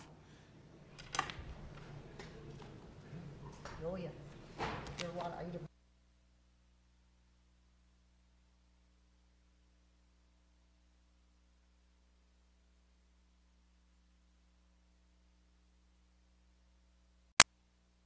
And that all the things that we discussed were listed on the agenda, and the only additional person that was in the meeting was the HR director, which was Greg Schaefer, to discuss the last item on the agenda. Second. So I have a motion and a second. All in favor? Aye. Aye. So we're now out of executive session. We're back in regular session. We have sorry. I would like to move to approve the settlement agreement between Santa Fe County and Suerte del Sur LLC and Suerte Development Incorporated. Second. So on that item, I have a motion and a second. All in favor? Aye. Aye. Aye. Anybody who's on a roll can go. I want to move to approve a resolution delegating authority to the county manager to negotiate a purchase agreement for acquisition of 8.92 acres of land, more or less, located at 3233 Rodeo Road, Santa Fe, New Mexico, for potential development of an affordable housing project. Second. Motion and a second. All in favor? Aye. Aye. Aye. Okay. Okay.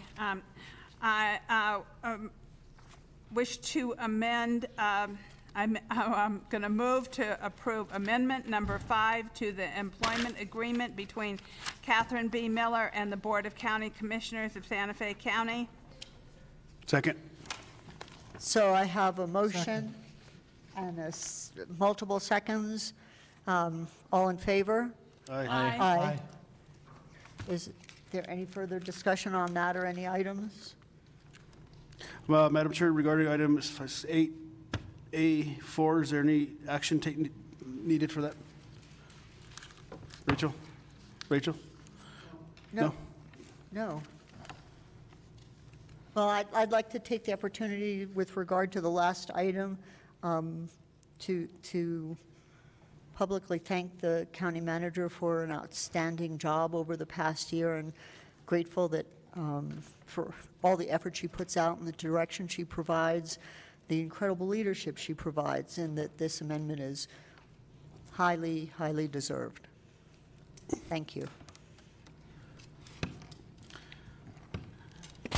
Madam Chair. Is there any, yes? I just want to ditto those same comments and thank Catherine for her hard work and dedication, and congratulations. Also, Madam Chair, just like to ditto the same exact words, and that's to Catherine Miller. She actually has a very good team that actually works with her, and we all work as a team, and I appreciate your hard work that you do for Santa Fe County.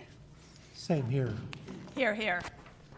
Well, it seems to be unanimous on both counts.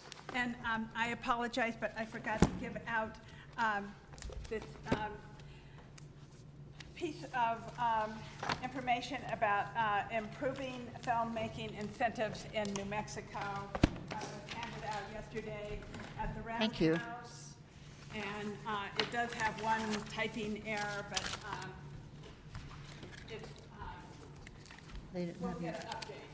Thank you. So is there any other concluding business? Madam Chair, just really something really quick that I'm sure everybody's starting to get phone calls on, and that's regarding what personally my personal opinion is, and I want to put it on the record, is for the second constitutional amendment of the United States. And my opinion is on it, I'm totally for bearing firearms, and I will actually say that publicly, that I respect and will uphold the Constitution of the state, of the U.S. Constitution Amendment, the second U.S. Constitution Amendment. So I just want to put that on the record from my personal.